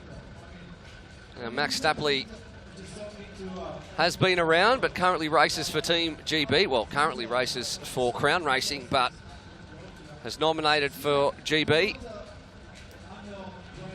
It'll be interesting to see how Alex Yee fares here after that magnificent finish he had in Paris to take over Hayden Weil in the dying moments of the race. But what's he going to have in the swim here? I've got a feeling he's tucked in there. I can see 3 blue tri-suits there, the colours 4. They're all packed together. I don't think there's really any big gaps forming in the swim, so I'll expect to see the athletes coming out of the water close together. But it is all down to the transition and that first kilometre on the bike. That's where we'll see the breaks coming. Let's not forget there is a short shoot on offer for first athlete across the mount line. So not only do they have to take on the swim, they also have to transition well and head across the mount line to get on their bike. First athlete to do that will earn a short shoot for their team to be taken in the first lap of the final run. And we saw that deliver Jean Lehair, well, at least help her to a second Super Tri League victory just a few moments ago. So we know how important it is as Hauser and Stapley both head-to-head, and now it's quite a long, shallow run out, and they're both tall athletes, which helps them out. So Stapley, he wants this, but Hauser wants it more, and it reminds me of that run up the beach in Malibu last year with Taylor Reid and Matt Hauser going hip and shoulder, and it's Hauser for Podium Racing who'll be the first into transition.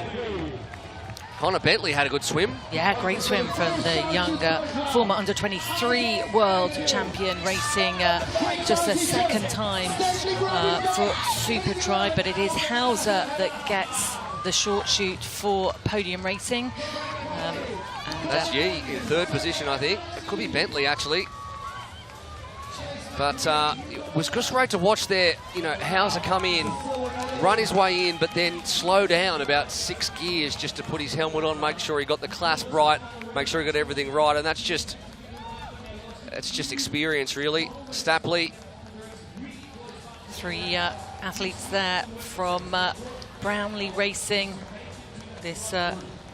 This field hasn't really been broken up. It's normally here in the first stages of the bike where we see the breaks come. It's an interesting course. It's flat. There's not a lot to it, but it is, as Macca says, a technical hot dog bike course with 880-degree turns. So there's a fair amount of stop-start. It is only 4 kilometres, 4 laps of 1K as Matt Hauser now decides to push it on his own. He got second in London in 2022 after that controversial time penalty where the race ref thought he'd gone early and he hadn't. He then went on to win in Munich and got second in Neon, finishing the series in 2022 with a silver medal. He knows how to race Super Tri, but he'd like a couple of athletes with him, wouldn't he, really, just to try and get a bit of a break, because at the moment they're all tightly bunched together. It's Max Stapley from Crown Racing, headed up by manager Chris McCormack, that sits in second.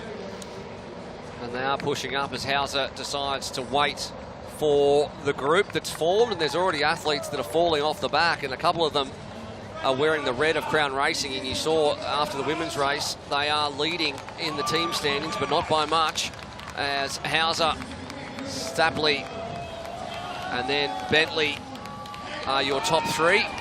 And once again, early on in a race, we're going to head down to Tim Don, who's the team manager of Podium Racing, to get his thoughts on the early running.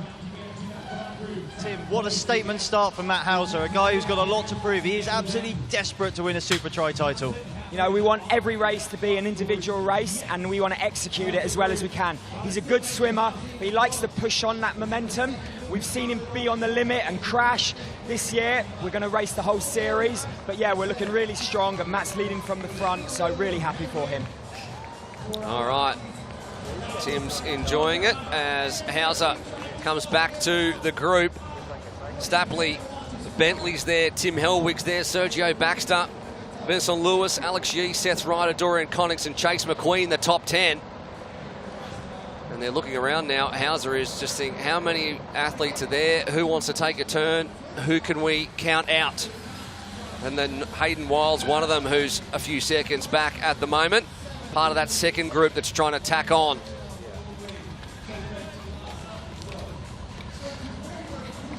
Just noticing the athlete off the back is Hugo Milner. He's standing in for Johnny Brownlee, who has been off getting married. So congratulations to him this weekend. He won't be in Chicago, but he unacceptable. will be unacceptable. He should have been here. It was yesterday he got married. Yeah, it was yesterday. You're absolutely right. Today's today. He could have been here.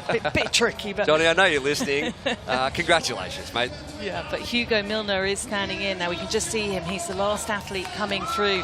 A really interesting athlete. Had some outstanding results. He really has, winning World Cups and European Cups. But he just struggles still on the swim. Comes from mainly a run background. Got fourth in the European Cross Championships last year and trained here, or rather studied here for 4 years at Harvard in environmental science and public policy.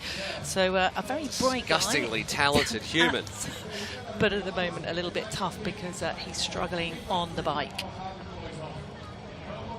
Seth Ryder at the front now. Dorian Connick's there as well. So a few of these athletes have caught up and taking a turn.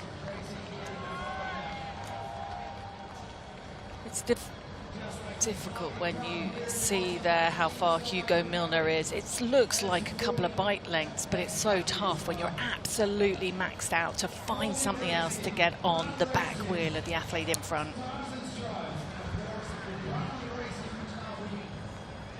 It's Alex Yee pushing right up the front, and 3 Brownlee Racing athletes in that lead group. How do you see this playing out? Well, you know, we've come here as a team and we know the best way that we're going to deliver individual performances and also the team performance is to work as a team out there. They all know what they're doing. They've got a plan. Hopefully it's gonna play how we want. But at the end of the day, Alex is the Olympic champion. He knows what he's doing. He knows exactly what he needs to do. And fingers crossed we keep the 3 of them there for the rest of the race. It's hard when it is such a deep field as Yee, the Olympic champion, takes over at the front from Connick's, the world champion. And there are not many athletes out there that don't have a deep and impressive resume as Milner tries to stay on the back. But everyone's still in play as the bell goes for the last lap of the first triathlon of 3. So if you're just tuning in, yes, normally a triathlon is swim, bike and run, but in supertri we like to do it 3 times in a row. Great to see the confidence that Yee has now. I mean, after that silver medal in Tokyo, knew how good he was, but I think it was such a big 3 years in that run up to Paris, where he really wanted to prove to the world that he is the absolute best. And here he is leading the field. In his interview earlier on, he said, I'm just really happy to be here and not have the pressure and come and enjoy racing, which to me looks like exactly what he's doing as Max Stapley gets on the front. He's got Dorian Connick there on his wheel, another athlete from Crown Racing in there as Hayden Wild. We haven't seen a lot of him there, just got nudged out on the left-hand side of our screens. Yeah, so Wild and Velasa are 2 athletes that we could pick out that have to usually do a fair bit of work on the bike to drag a group up or drag themselves up, and Wild has done that. His feet are, well, one foot's not even in the shoes, so I don't know whether he even got 1 foot in there. He's had to do so much work because he's halfway through the last lap, and it's a bit early to be pulling them out, although the other athletes are starting to do so now. Wild there with the Red Bull helmet on in about 4th wheel. Ryder on the front at the moment, who was selected for his mixed team relay prowess, so very good over these short distances, Seth Ryder. And they're going to head into transition and get out on the run for the first time.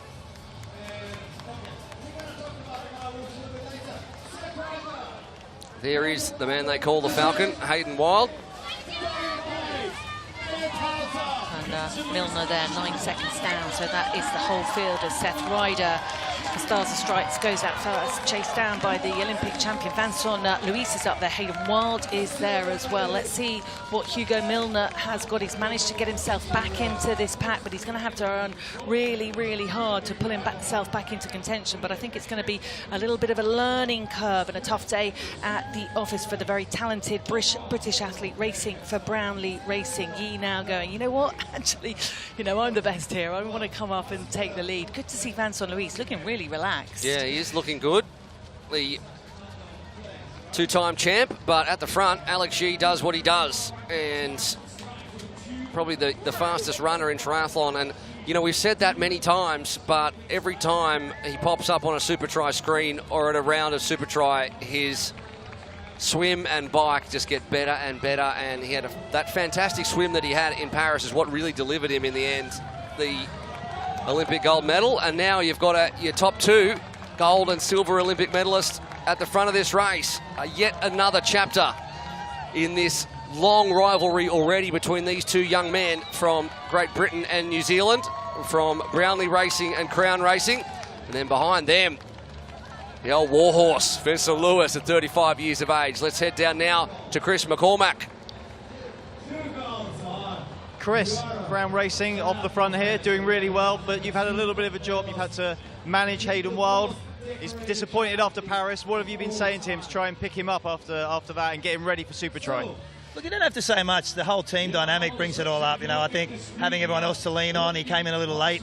You know, he's a bit down after missing that gold medal, but, you know, you're seeing him racing now. He's a real team player. He's prepared to chase points, and his whole focus now is about winning this series, and that's what we're here to do. Yeah, heard around the traps that Hayden was one of those who, you know, as you say, you could. It's a dream to win an Olympic medal, but an Olympic silver medal when you had your hands on gold with 400 metres to go, only to be out-kicked by the man that you're now sitting behind. Well, it's been tough for him to come back from that. Definitely it has. Looking at Non-Stanford there, shouting her team on with the hood up. The weather is taking a little bit of a turn for the worse here, as Legague really pushes the pace and keeps this race honest.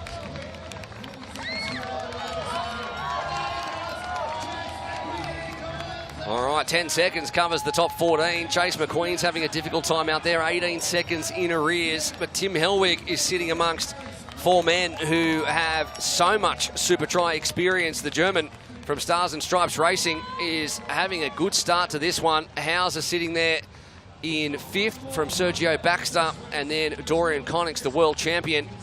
But at the front, as it so often is, it's Yi versus Wild.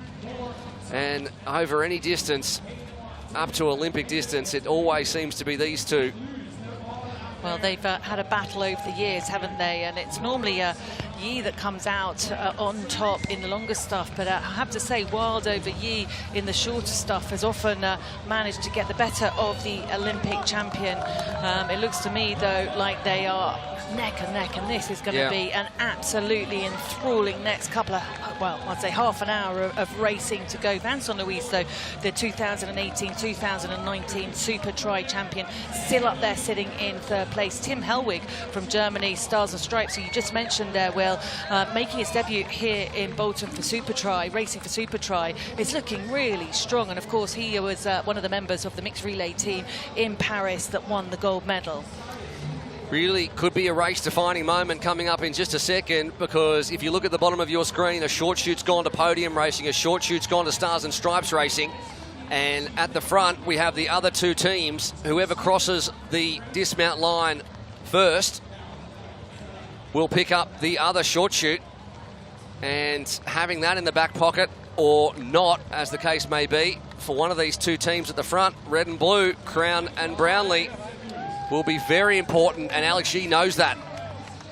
Nice run from Sergio Baxter, the young Spanish athlete as well, staying in contention there just on the back of this lead group. Legague, though, coming into transition first, just looking like he's loving racing at the moment.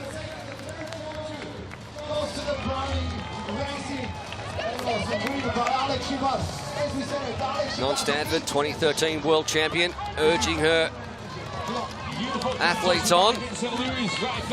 Interesting that Yi there is the last to put his hat and goggles on. Very relaxed about it. It was Legague that earned that short shoot. So Crown Racing misses out. All other teams pick up a short shoot for later on in this race, and now it's just good honest racing in the middle triathlon, and it's Vincent Lewis.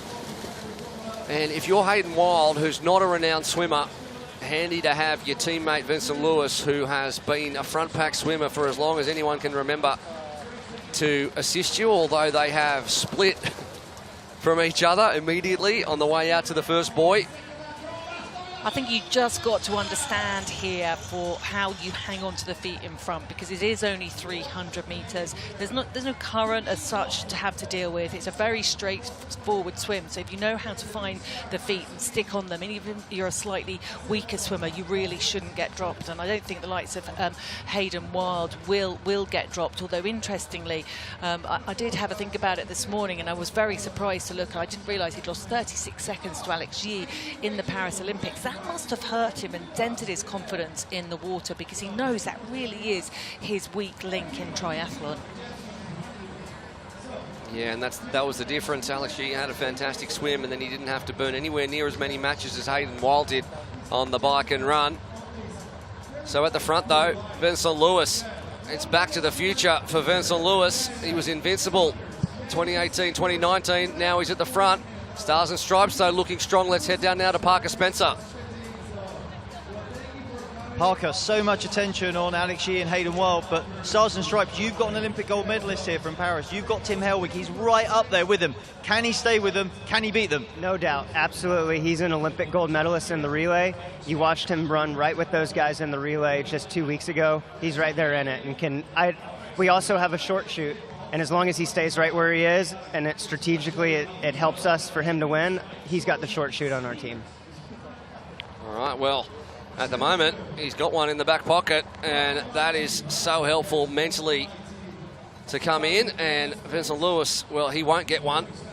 He's got that famous, distinctive turnover there in the water. Yeah, Vincent Lewis, what a career he's had. He's kind of missed out, though, on that medal, I think, that he would love to have got in 2020 when they moved the Olympics to 2021, when he was in the form of his life. His last win for Vincent Lewis came in Munich in 2021, so 3 years ago now, when he finished 5th overall in the series.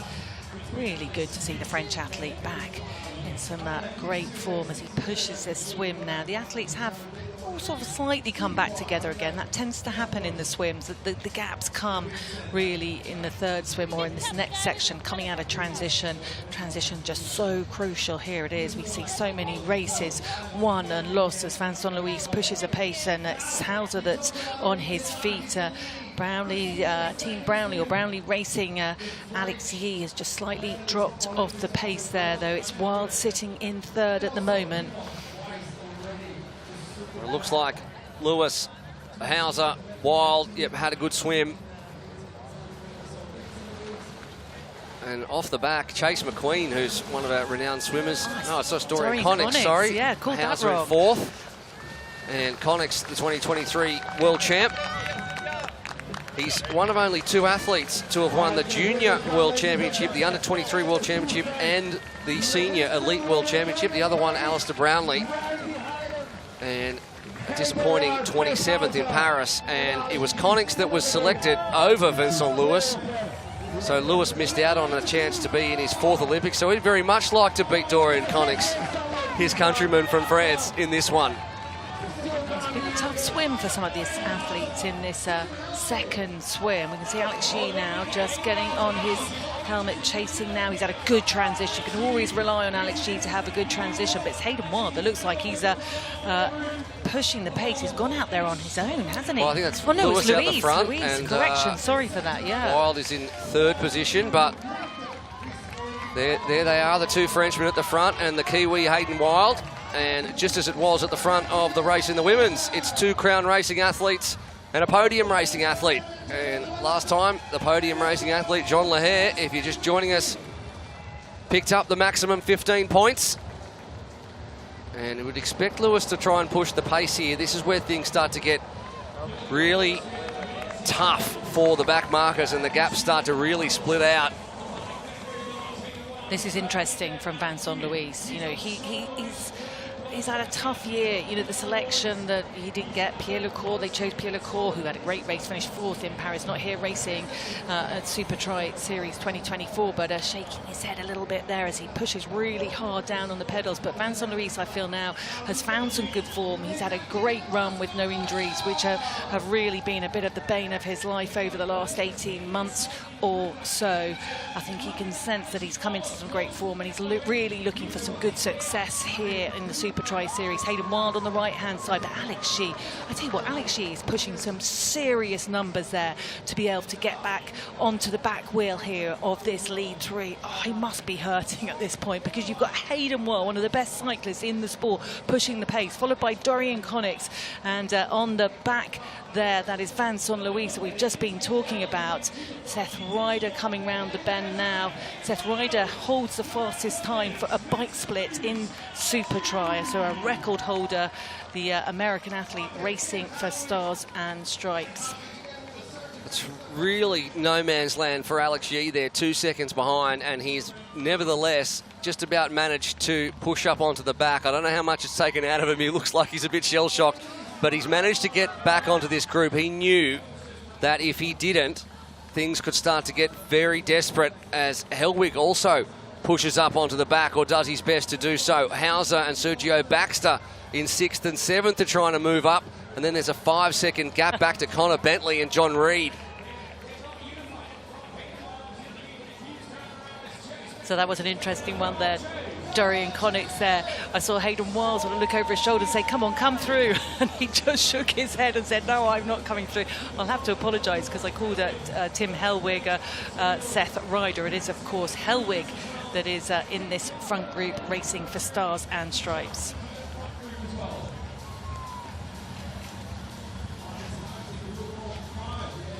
.47 seconds back to Chase McQueen.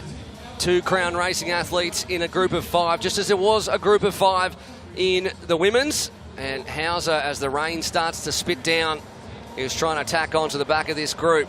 Now, how much has it taken out of the legs of Alex Yee to erase that few seconds gap? Wild did his absolute best to keep off the front in that group of 3 with Connix and Lewis, but they weren't interested.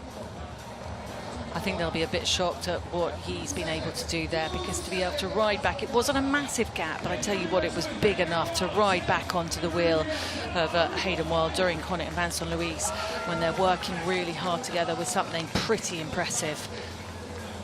Tim Hellwig, of course, as well, has worked equally hard to get himself back into this, and it's a great start for Tim Hellwig, who makes his debut here in Boston racing in the supertri series. Yeah, echoing the words of Parker Spencer, he is, of course, an Olympic gold medalist in the relay, Hellwig, and he doesn't look out of place at all. Well, look at Wild. Wild's not happy there. There's a bit of a battle going on there. And I tell you what, Smiles I don't know if they're really laughing, though. I think Wild was a bit annoyed that Dorian Connix didn't really want to do any work. So I'm not sure if that's an honest smile and laughter there. I think a little bit sarcastic there, as Wild says, no way, and gets down on the top of the bars there and starts pushing the power on the pedals again.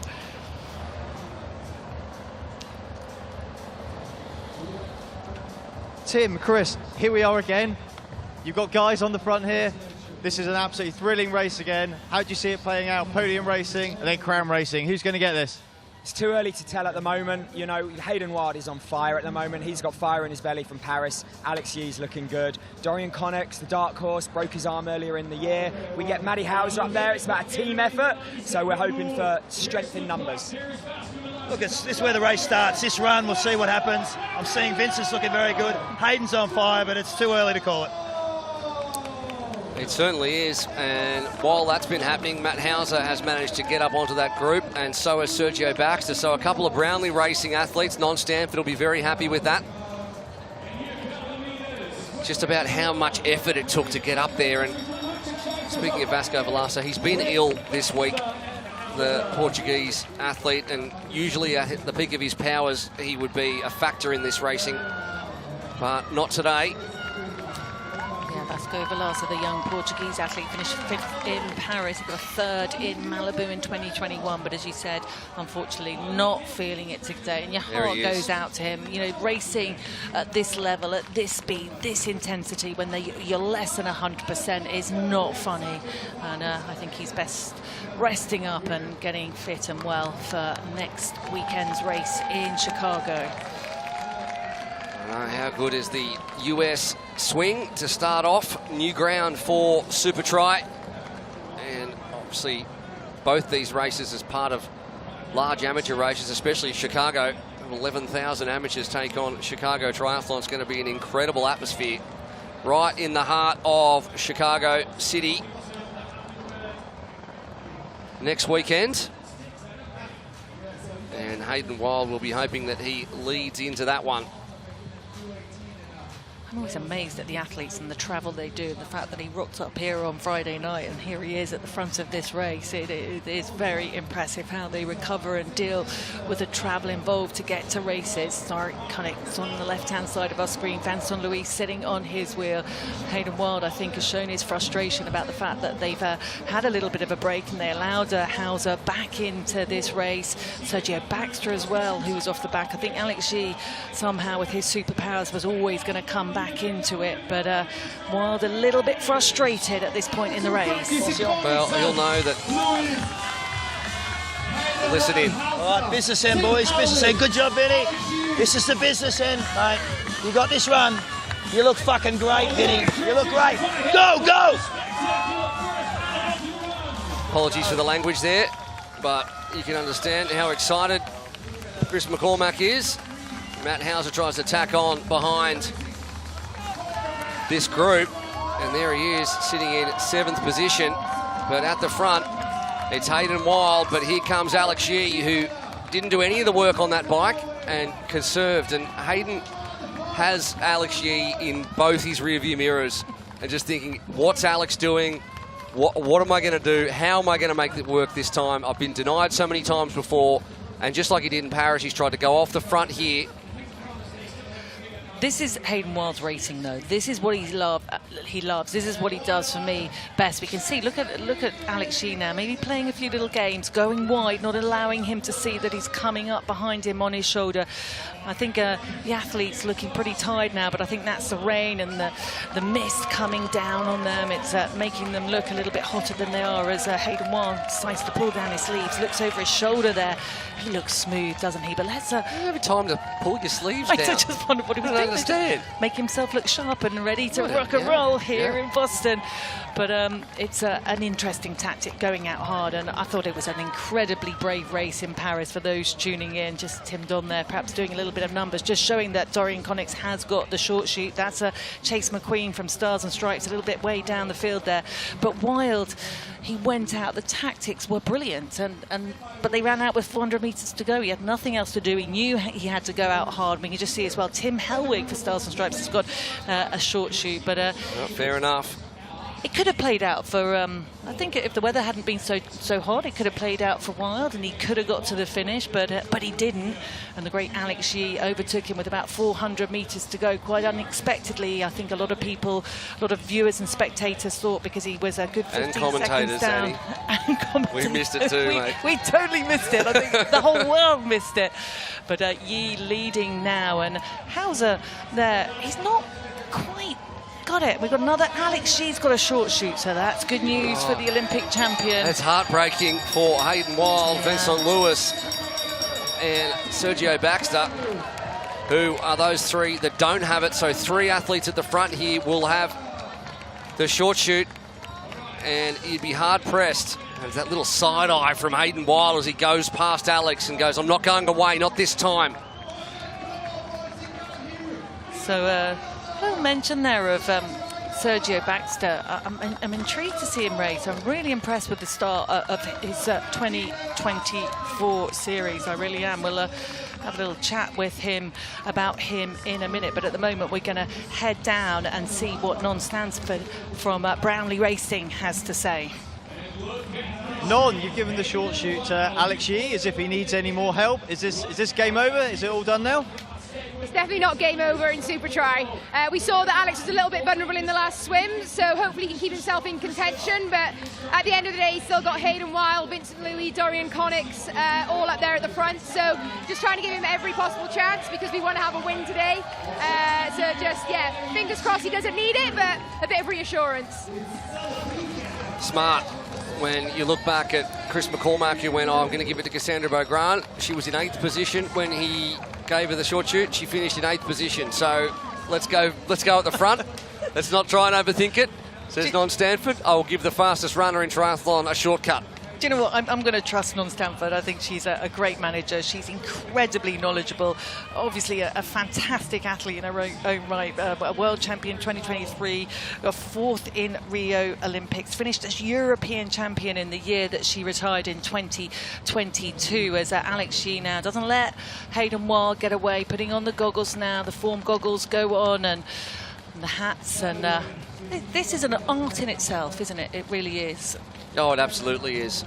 Absolutely mad to try and put the goggles on and the cap as they're heading down. And Hayden even had the chance to fix up his Valo tri-suit a little bit, make sure that it was looking strong. And Dorian Connix looks like he is right up against it. But he's got a strong swim, so I'm pretty sure he can pull it back here. And I expect to see these athletes. Is that Tim Hellwig, who rounds the corner last there. But Dorian Connix, you know, he will be making up for lost training. He really will, because, I mean, he broke his wrist, his elbow in that crash back in Yokohama in May. It's not that long ago. It's really not. So he for sure will have missed some training this summer. But I expect to see Dorian Connick, the 2023 world champion, race himself fit throughout the series, the Super Tri 2024 series, as Hellwig goes in last, and it is Vincent Louis doing the butterfly stroke there out in front, I believe, or is that Hayden Wild? Difficult to pick them out because they're in identical hats and tri-suit colours and uniform. So 40 seconds across the top 14. And Max Stapley's finding the going a little bit tough, back in 13th position. Hugo Milner has stuck solid after being dropped off the back of the bike pack all the way back in triathlon number 1. And a big gap between Tim Hellwig and Matt Hauser now has gone out to 16 seconds. So it's a race in 6 as we head into the final. Swim, bike and run. And 3 of those athletes of the 6 have a short shoot up their sleeves, which could save them 2 or 3 seconds on the run. But mentally, it gives them a bigger boost than that. Well, it is Vincent Louis leading the way. I can just see that. Chase McQueen, he will be out the race. 1:34, over 90 seconds down now on the field.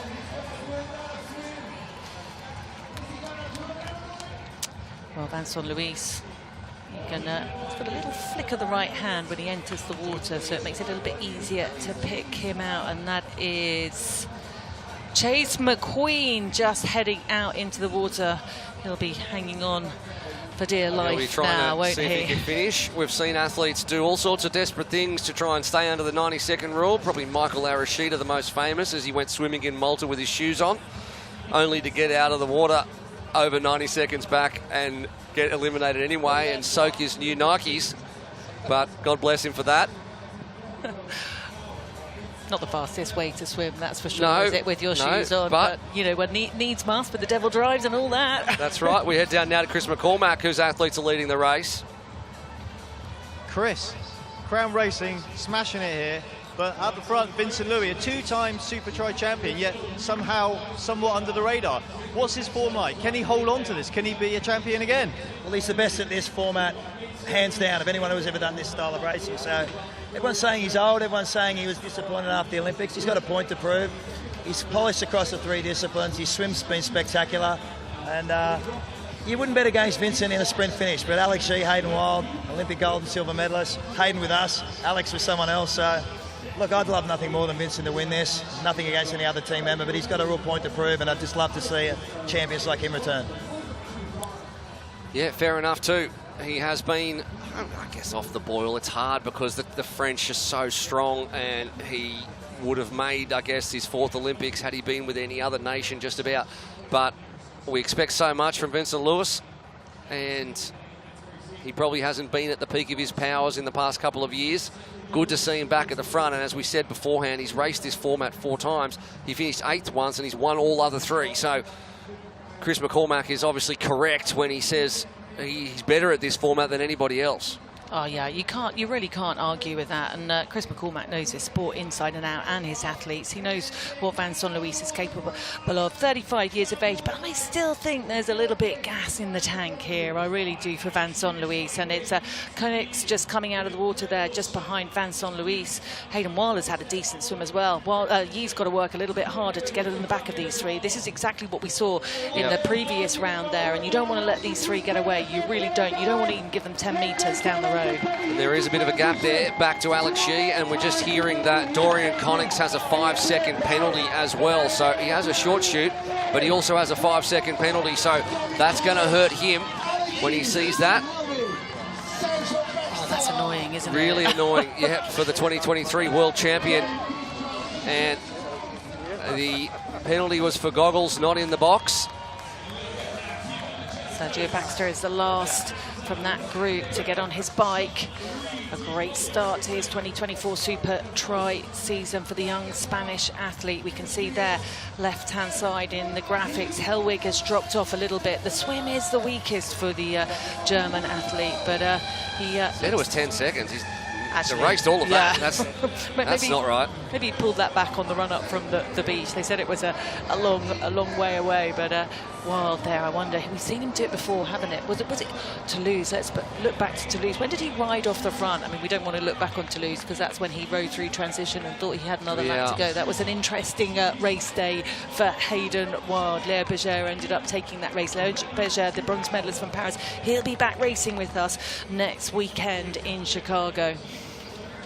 So Hayden Wild this time has decided, Alex, you're going to do the work at the front this time. I'm going to sit in, I'm going to have a drink, and I'm going to get ready for this run. Because neither you nor I have a short shoot, and this time I'm going to do what I couldn't do in Paris a couple of weeks ago. Meanwhile, in the mix there, Hellwig and Lewis. Koenigs has got the 5-second penalty, and Baxter has done extremely well to get onto the back of this group. Yeah, Baxter is an interesting athlete.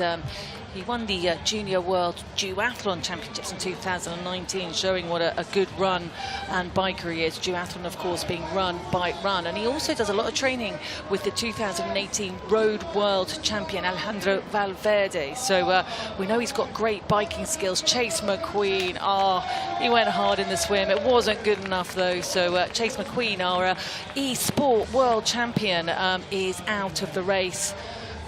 Over 90 seconds down, of course. We've just confirmed it does mean any athlete that falls 90 seconds down behind the leader is out of the race, and that's exactly what has happened to Chase McQueen, the American athlete racing for Stars and Stripes Racing. Tim Hellwig glancing over his shoulder. I think all these athletes now, it's just going to be looking around, isn't it, for the next 2.5 kilometres or so, 3 kilometres, and having a little glance. The only person I would imagine might have a little bit of a dig, 2 people, Wild and Louise, potentially teammates, could they? But you're not going to get a huge advantage in such a short distance. No, but they've got to be confident that they can outrun Alex Yee. And the question is, do they put it down now, try to steal a 6 or 8 or 10 second gap and then come into transition with a little buffer, or do we just go and just back the run? Yeah, I think that's what you're going to do. We're just hearing Max Stapley is a little bit way down the field, but he's also got time penalty for goggles outside of the box. It's so easy, Will, to make mistakes, particularly in the latter stages of the race when you get tired, because you do know when you get tired, physically tired, then you become mentally quite impaired, and these athletes have got to absolutely be on top of their game, not just physically, but mentally in transition as well. We're going to see some kind of run at the back end of this one. They've been at it on the bubble for 40 minutes, and who has a little bit left in the legs to be able to run away from a group that boasts world titles, Olympic medals. There's the Olympic gold and Olympic silver medalist and the mixed team relay gold medalist all in this group. Supertri champions, 3 of them in this group as well from previous editions of the Supertri League. And amongst them all, Sergio Baxter, who doesn't have the resume of the others, but is having some kind of a race as the second Brownlee Racing athlete in the group. All 4 teams represented, 2 in the top 6.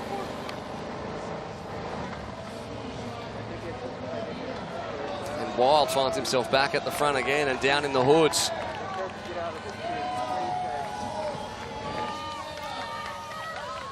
Well, just having a look at Max Fapley, they're 38 seconds down, but with a 5-second penalty. Hauser on our graphics, they're saying 10 seconds now. So Hauser is hanging on, but quite looking as fresh as we've seen him in previous races, particularly when he took that victory in Munich and a second place finish in Neom in 2022 that saw him finish silver in the silver medal position overall. But Hauser is one of those athletes, he never has a really bad day. Even when he's having a bad day, like in the Olympics, he said it wasn't the greatest day for me, I didn't feel my best. He still got 7th. So he's an athlete that really knows how to battle on. I think that stage 1 sprint finish between Wild and Yee to see who came across and picked up the run short shoot could be absolutely key here now. If Hayden Wild had a short shoot and had denied Alex Yee, you'd almost pick Wild for the win. But Yee with a short shoot, well, hard to bet against. 1 lap to go on the final bike. We're in the 8th of 9 legs at Supertri Boston, presented by Meet Boston, and what a race this is turning out to be. We had a sprint finish at the back end of the women's with Jean Leher. And now we're going to see one of these 6 men take it on. And amongst all the teams there is Tim Hellwig of Stars and Stripes Racing. He's got a short shoot given to him by Parker Spencer. Parker, last time we spoke, you said if Tim Hellwig was still in there for Stars and Stripes, you'd give him the short shoot. He's still in there. You've given him the short shoot. Is he going to win this? I think he is going to win. It's going to be between him and the gold medalist, but he's a gold medalist as well. So let's see what we can do here. He got a gold medal in the relay just 2 weeks ago. It's exactly why we put him on this team. He's right there in the mix. That's true. He is in some kind of form, and I don't know if anyone who didn't watch the mixed team relay, but it was one of the great finishes in triathlon to see Team Germany come over the top of the US and Great Britain. They absolutely nailed it, the German team. They certainly did. Battling it out with the US, who got silver, and Great Britain, who initially were crowned the silver medalists, and then when they looked at the footage, demoted to bronze. But athletes now just on the end of the bike leg, and this is going to be a fascinating mile run. This is going to be all out, and I think you're absolutely right, hard to back against Yee and Hellwig with the short shoot, but Wild is going to fight to the bitter end for sure. So Yee, look at that, he's had trouble, his bike's fallen down, and he'll start way at the back, so he has lost a good 5 to 7 seconds off the back of that. And Dorian Connix, meanwhile, is off at the front. Hayden Wild looks around and goes, what has happened to Alex Yee? It's going to be a real test of the Olympic gold medalist run prowess if he can run back that gap. There he is in 6th position. Connix at the front. Wild, Hellwig, Lewis, Baxter, and then Alex Yee. Short shoot taken by Connix. Wild doesn't have one. Hellwig does. Lewis and Baxter don't. Yee does. And he moves himself into 5th position. But right at the front, Connix, the 2023 world champ, has stolen a march on the others in the opening part of this lap. What a run from Dorian Connix. Let's not forget, he has won a Super Tri race before to lose in 2023, and he is the current world champion. But what a run from Connix. Wild isn't going to let him have it all his own way, though. Tim Hellwig is hanging on. Yee with his work cut out. I'd love to have a look back at what happened there in transition, but he seemed to drop his bike, didn't he? And then obviously had to go back. Penalty there, isn't there? Yeah, you got to make sure you leave all your equipment exactly as it's supposed to be. Otherwise, you're going to get a penalty, which would mean he would lose anyway. So he had no choice. But it'd be good to see a replay on that one. So Wild has pushed up to the back of Connex. Hellwig is just digging really deep. Bottom part of the course will head down to Tim Don. Tim, Dorian Connex, he's going off hard. I take it that's a deliberate instruction with this penalty to go. Can he serve the penalty and still stay in this? Absolutely, you've got to believe in it. He swims without his goggles in the second swim. When he took his hat out, his goggles fell out. He carried on running. Small margins, but we gave him the short shoot, and as you see, he's running out of his skin. So you've got to believe, but I mean, Olympic gold and brought a silver medalist to chasing him down. So it'll be close, it'll be close. There's the penalty as he stands for 5 seconds, longest 5 seconds of his life, Dorian Connex, and then he heads back out, moves from first to sixth.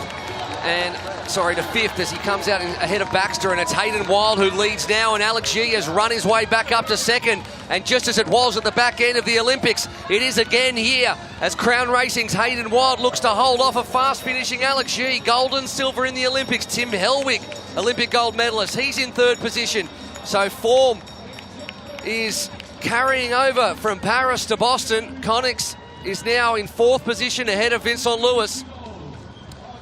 How does he do it? How does he do it? Honestly, he was 50 yards down on the silver medalist from the Olympics, and he did have that short shoot, but he's managed to run himself right back into this race now, and Wild starting to frown ever so slightly. This is the race we all hope we get, and Alex Yee has found another gear to go past Hayden Wild again. How does he continue to do this? That is the question. Wild looks to go with him. Does Hayden Wild have an answer that he didn't have in Paris? That is the big question. It's Brownlee Racing up against Crown Racing. Team GB versus New Zealand, and these two in the latest chapter in a battle that's been going for years now. And I feel, Will, that he just doesn't know how to lose any longer. He really doesn't, because actually I thought he was dead and buried coming out of transition. Let's not forget, the athletes only have to run a mile, and to have pulled all that back. But Wild, no, isn't going to let him have it all his own way, and he's come out in front of you as they round this tight bend. This is a tight, technical section on the course, which really does hurt the legs of the athletes. Yee not letting him go, though. Hayden Wild has hit back. There's got to be about 600 metres to go. You can see the pain on Hayden Wild's face. Alex Yee, they're both running sub 3 minute kilometres easily. Has Alex Yee got it back? He hits the front again now. Has Wild got something to give back? I don't think he does. The kick comes again, just as it did in Paris. It's going to happen again on the black carpet here in Boston. Does Hayden Wild have something to give back? He looks behind. Alex Yee's not going to be comfortable, but he is going to be the winner. And he claims it again, and Hayden Wild does not like that. He did not like that. Why not? Like You're the Olympic champion. At all. And another narrow victory for Yee over Wild. Connex is third. Hellwig is fourth. Vincent Lewis sticks around for fifth position. And, another chapter in the rivalry. Couldn't have scripted it better here in Boston. Matt Hauser finishes in seventh. Connor Bentley has a good, honest race, 30 seconds back. And Tim Hellwig, Stars and Stripes, what a debut for him. And what a return for Vincent Lewis to make it two Crown Racing athletes in the top 5. But you could just throw a postage stamp over Yee and Wild again. And the claim from Alex Yee, enjoying his racing. Hugo Milner finishes as the fourth athlete from Brownlee Racing in the top 10. A great effort from them. I'll let you go, and then Dorian went with you. But no worries. Well, Alex Yee does not know how to lose. Dorian Connex, well, he'll rue that mistake that cost him the 5-second penalty. The world champion and non-Stanford. Well, a masterclass from her, handing over the short shoot to Yee, who, without that, well, you wouldn't have thought that he'd be able to make his way back. And Olivia Matthias, Yee's partner there, watching on, along with Georgia Humphreys, who's Matt Hauser's partner. And it's a tough day at the office for just about everyone except for Alex Yee. So, a great advertisement for short course racing here in the heart of the US, in Boston. Historic city has just witnessed some fantastic racing. Vincent Lewis will be disappointed with that, but he shouldn't be. He was a real factor in this racing. So the wash up from this one is, how do you beat Alex Yee? Let's head down now to Annie Emerson, who has your winner from Great Britain, from Brownlee Racing, Alex Yee.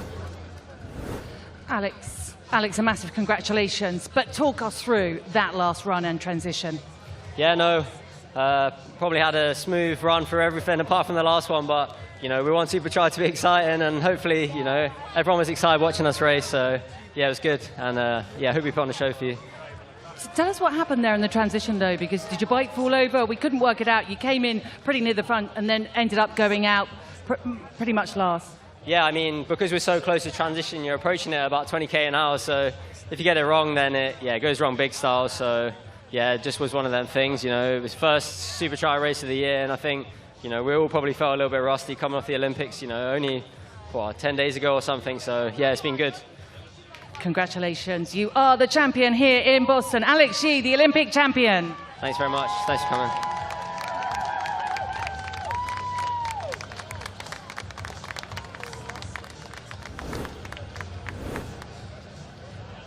Hayden, you were so close.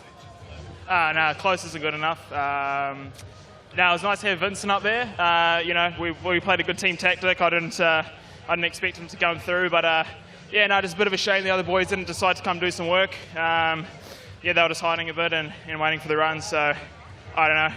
I don't really see that as racing. I was trying to push them through, but they didn't want to go through, and you know, if I didn't keep pushing, the other boys would have turned up. So yeah, it's a bit of a shame, to be honest, but yeah, that's racing, that's their tactics, and we're coming to Chicago and try and get the one there. A tough day, but a silver medal here. Looking forward to Chicago. Oh man, I think I've been seeing too many silvers in the last couple of weeks, so it'd be nice to get a gold and yeah, bring on Chicago. Congratulations on your silver medal here today, Hayden. Cheers, thank you.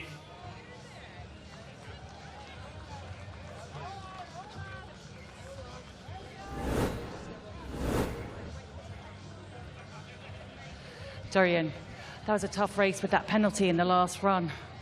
Yeah, it's false. I've been stupid with my goggles, but I will try to not make the mistake twice.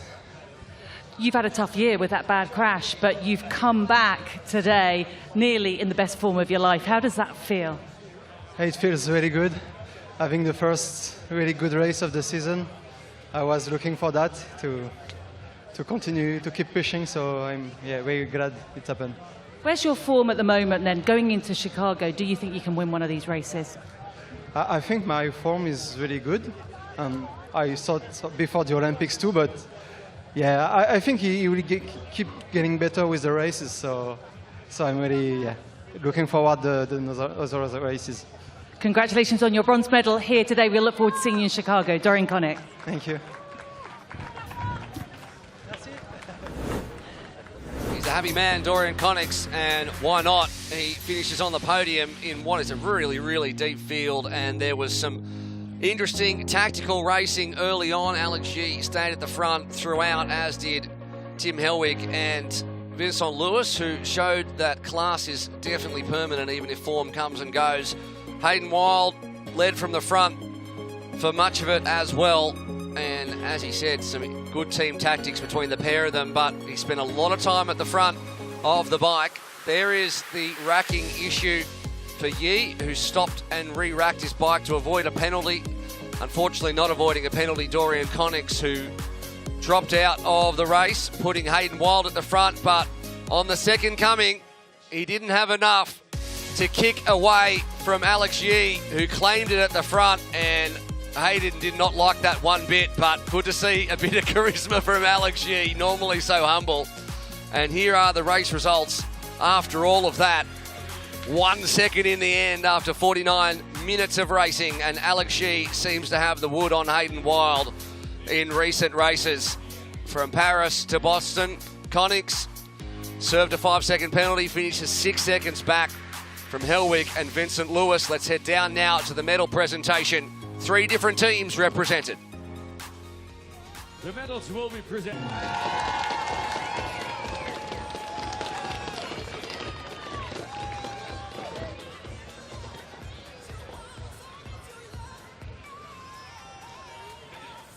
In second place from New Zealand, representing Crown Racing, Hayden Wild. He's disappointed, Hayden Wild, and why not? He'd be looking for revenge from Paris. And as he said, too many silvers, but silver not about effort from the Kiwi. In first place, and his supertri Boston champion from Great Britain, representing Team Brownlee Racing, Alex Yee. Just about unbeaten and unbeatable, Alex Yee. He talked about as a potential short course greatest of all time. He's got such a long career ahead of him, and he's already the most awarded Olympic athlete in history.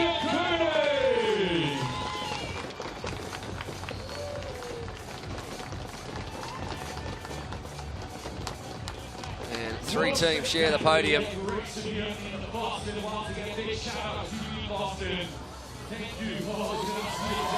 And there is the champagne spray, and why not from these 3 who have enjoyed what has been a tough day out here in Boston, first time. And let's have a look at the points as they stand. And Brownlee Racing lead through Alex Yee. Chicago next week, of course, and then we head to London, Toulouse, and we finish up in Neom on the 2nd of November. But 15 points on offer for each. A little bit more on offer for the grand final in Neom. Connings Hellwig with a great debut, finishes with 12 competition points in the league. Lewis rounds out the top 5. Sergio Baxter had a great honest race. Matt Hauser, Connor Bentley, the young gun, John Reed with a great effort, and Hugo Milner, the top 10.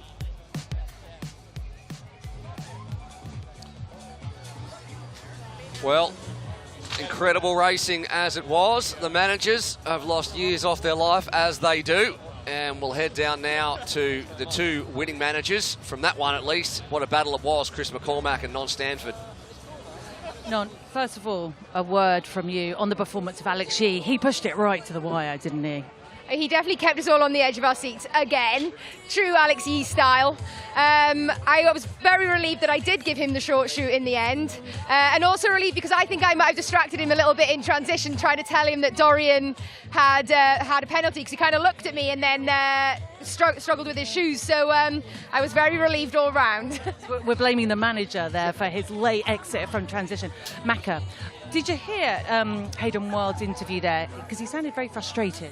I didn't hear that. What was that? He didn't?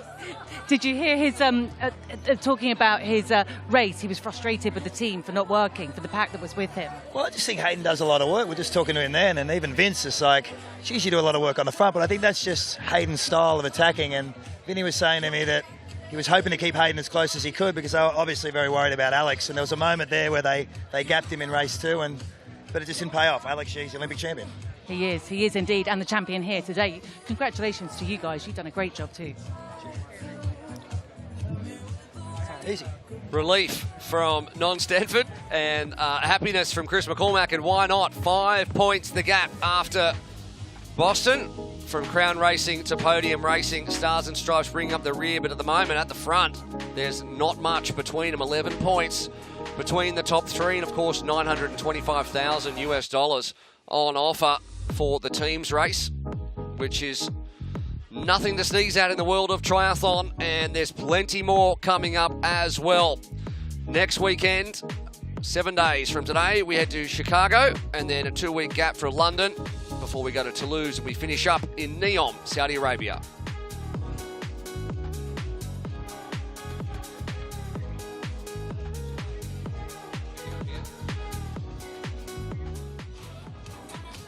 Alex Yee enjoying the crowd who are stopping by to witness in person the winner of supertri Boston, and also the most decorated Olympic triathlete in history, with 4 Olympic medals, having picked up another 2 in Paris.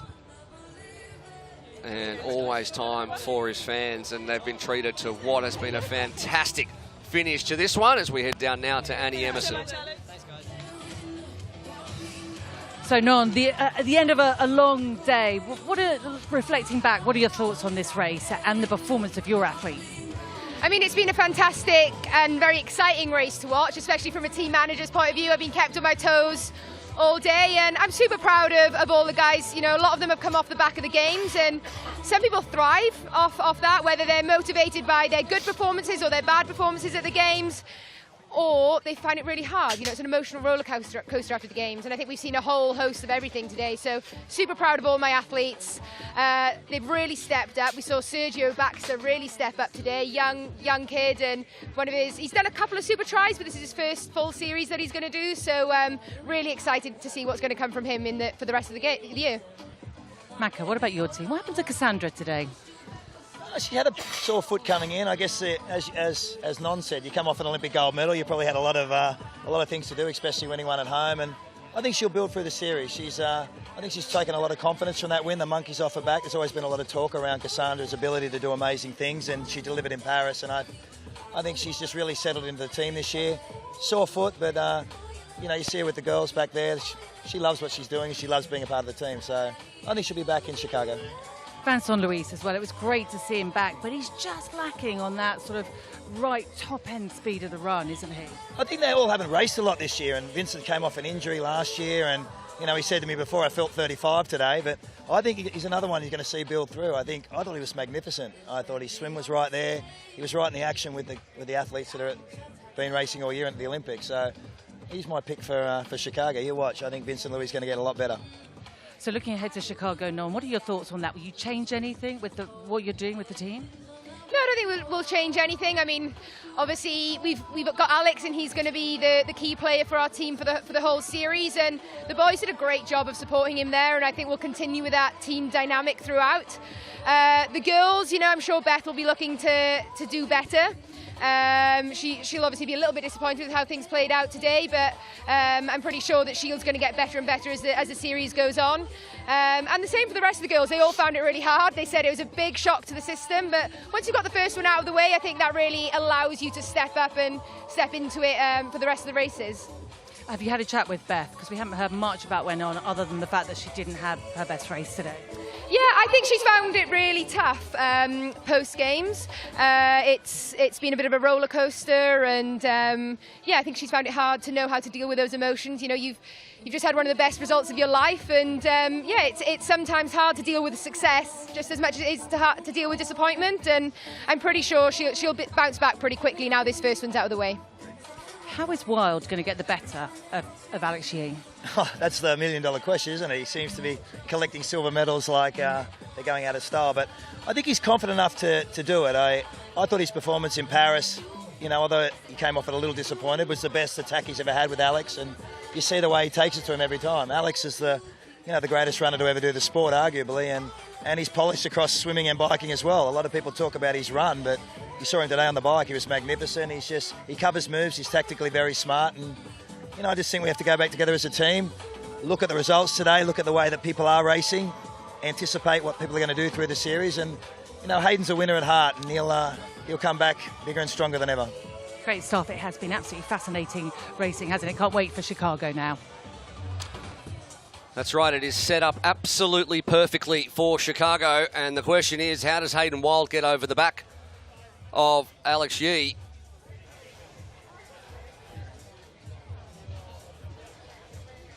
Let's have a look at the standings in the Women's League after that incredible race. Jean Lahaye with that kick away from the pair from Crown Racing, Georgia Taylor-Brown and Kate Woff, who have 14 and 13 points respectively. Taylor Spivey fought very hard for her fourth from Leonie Perriot. Cassandra Beaugrand will need to do better. She came in with a sore foot before we head to Chicago in a week's time.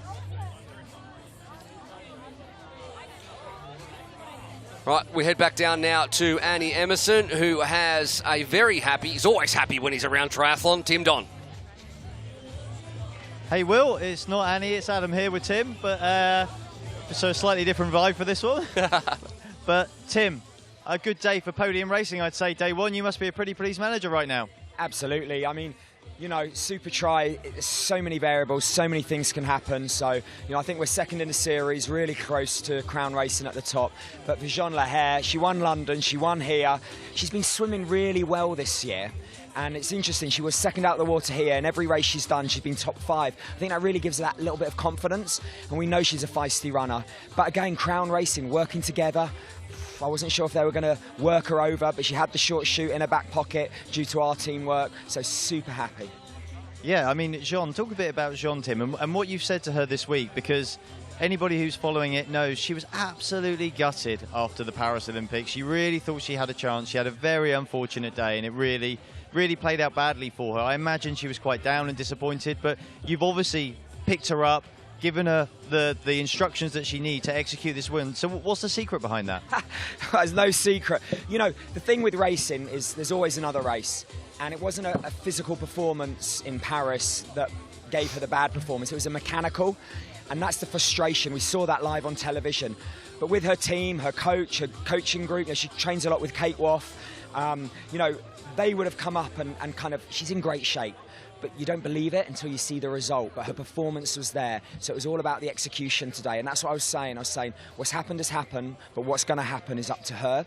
And she took destiny in her own hands. And, you know, on that second swim, when she came out with those leaders, I knew she had a great chance. She had the short shoot, and she's a feisty racer. She's got that real kind of like, that passion for it. And when she attacks, she really attacks. And, you know, Georgia Taylor-Brown, she's won the series before. She's an Olympic medalist, multiple Olympic medalist. That's given a great confidence. Yeah, and I mean, she came so close last year to win Super Try. This is a great start, but do you think she can keep this momentum going? So kind of the $1 million question, right? We head to Chicago in a week's time. Can she back it up? Can she do it again? Because if she does in a 3 plus the final, you're counting, then she is really the person to beat by that point. If I knew that, I'd be a really relaxed man. You know, it's great when we have the races back to back. You know, form stays there, but a lot can happen. We haven't got too many new athletes coming in from other teams, but the margins were so fine. So to say she's going to, because she won this week, she's going to win in 7 days' time. Chicago's a different course. The wind can pick up off the lake. It can be quite choppy. It's a real tight, technical, twisty course. But she'll believe she can win, and belief is a very powerful thing in short, fast racing that is super try. Well, it's a great opening day for you, Tim. Podium racing your athletes. Well done. Thank you. Thanks.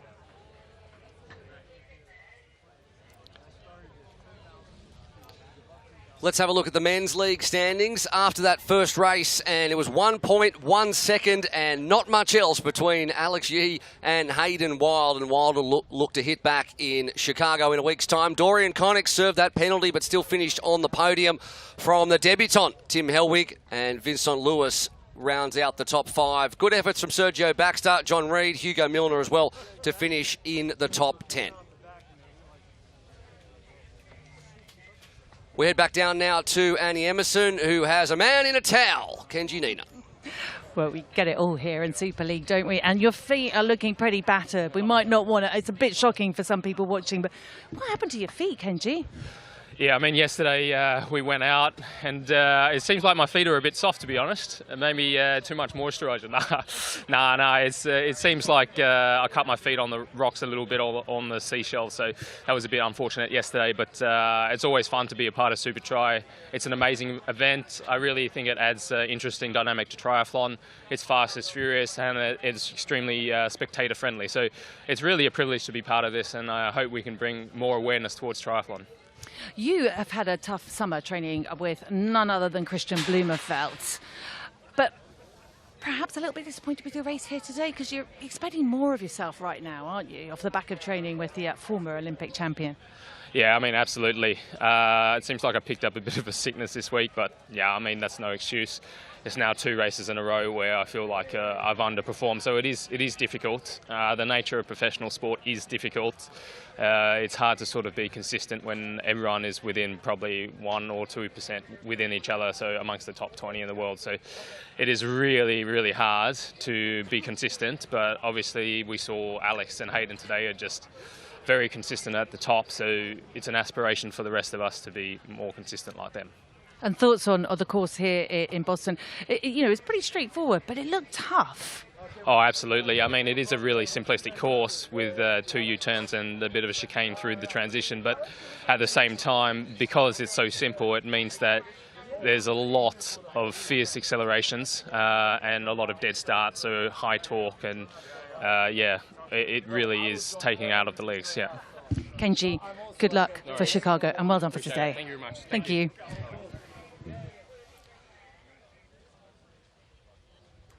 So after all of that, let's have a look at the teams' league standings, and it is only 5 points between Crown Racing and Podium Racing. Such was the close nature of racing overall, with Brownlee, well, Alex Yee's effort brings them into a fighting third position. Stars and Stripes Racing have some work to do if they're going to stay in the team's race as they continue to bring on athletes for LA 2028.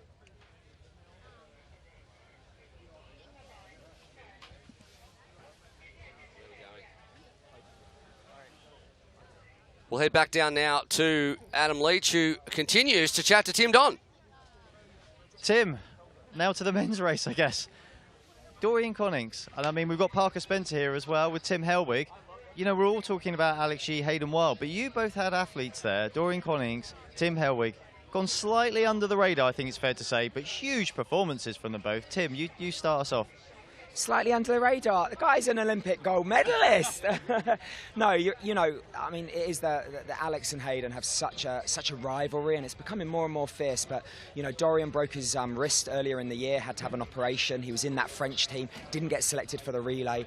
You know, for him to come here, he got a penalty. You know, apparently he was 6 seconds behind them with a 5-second penalty, with slowing down, speeding up. But in between that, he had Tim, and I think Tim gave him the fire to chase, and you could see that every point counts. So, you know, Tim's racing for his team and trying to get points, not just individual, but for the team, and Dorian's doing the same. But, you know, I'm really, really happy with Dorian to get on the podium. And again, no penalties and a smooth race. You know, we go again in 7 days. But, yeah, it was just brutal out there.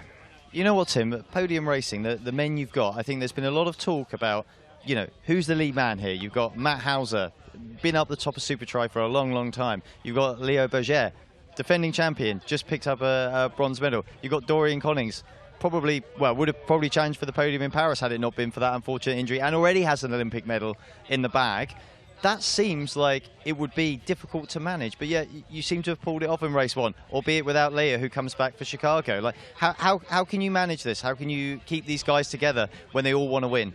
Do you know what? We're really lucky. You know, podium racing is all about synergy. It's all about teamwork. You know, I've been messaging Leo today. He watched the race. You know, he's great friends. Matty Hauser, I mean, he's Hollywood Hauser. He's so relaxed. And I think we're really kind of trying to bring the team together and the athletes. And, you know, when they hit the run, they are definitely racing each other to try and win. But on the swim and the bike, we're talking tactics and they're working together. Round 1 is working. You know, when we come to crunch time in the grand final in Neon, Saudi Arabia, who knows what will happen. But as you said, you know, John Reed as well stepped in. You know, what a young guy. I mean, he finished the race. He got some fantastic points. But Leo's back in Chicago. He's flying in on Thursday. So that's going to be our full strength men's team. How do I manage it? I see it in my pants. Well, at least you're honest, Tim. Parker, I mean, you're stood next to Tim Hellwig, so I can't expect you to say anything other than positive things. But I imagine after that race, you've got nothing other than positive things to say anyway. Oh, man, that's what he did here today is exactly why we have him on the team. Like, everyone keeps talking about Yee and his gold medal. Well, this guy's got a gold medal, too, that he got to come back from Paris. So I think one other thing that is worth noting is this was his first ever supertri event. So just wait till this guy gets a couple more of these under his belt and really learns how to race the enduro format. I think first crack at it, like he was right there in the mix, had the short shoot there at the end, and yeah, couldn't be more stoked to have him here. Well, Tim, I mean, it's only right to ask you. I mean, most athletes you speak to after their first race are pretty, I thought, that was a bit faster than I expected. How did you find it? Yeah, to be honest, it was like really, really tough. The first round already was like completely on the limit, and then you get like a little bit into it. Everyone's breathing a little bit in the second round, and yeah, I feel great from the beginning. Especially the swimming after the running is like such a shock to the system. Your whole blood is in the legs and it has to flow up again to the arms, and you're getting into it after the like second or after the second buoy. And yeah, I was feeling like good from the beginning, so I tried to play a little bit conservative on the last swim, and yeah, felt good on the bike. Unfortunately, had a little bit of side stitches in the end of the run, and got the short shoot to bring home 4th place. I was trying to go for the podium, but yeah, in the end, Dorian was a little bit faster. But yeah, I couldn't imagine a better start to supertri. Well, Tim, it's been quite a few weeks for you. Congratulations, and Parker and Tim, we'll see you both in Chicago next week. Sounds definitely. Great. Thank you. Macca, 1 race down, 1 to go. How are you going to manage Wild next weekend? Because he was a little bit frustrated, and I can't help but feel that he burned up a little bit of energy, worrying about what the other guys were doing. I think I'm with you there. You know, watching Hayden race, he's such an aggressive racer, and he's always on the front, always attacking, and you know, he got frustrated out there saying that the group wasn't working. And there was a moment there, I think he saw Alex under some pressure and a bit of a gap there, and I thought he thought that was the opportunity to get the break. But I think, you know, in this style of racing, it's so tight and short, and everyone's so polished. So I think he just has to calm the tank a little bit. You know, he's blown the cobwebs out since the Olympics. I think he'll probably be frustrated again finishing second to Alex. And, you know, we'll have a chat after this. I think we'll have our team meeting, and we'll sort of have a debrief. But I just think that's the way Hayden races. He likes to do a lot of work, but I'm with you. You know, the work you do on the bike, you pay for somewhere, and maybe that's a question for his coaches. Good luck, Macca. Rather you than me. Well, what a race it has been. What a pair of racers, Jean Lehair and Alex Yee. Too good in the end as the American flag flies, and it will again in 7 days' time in Chicago. We hope you've enjoyed Boston as the first of 5 rounds wraps up.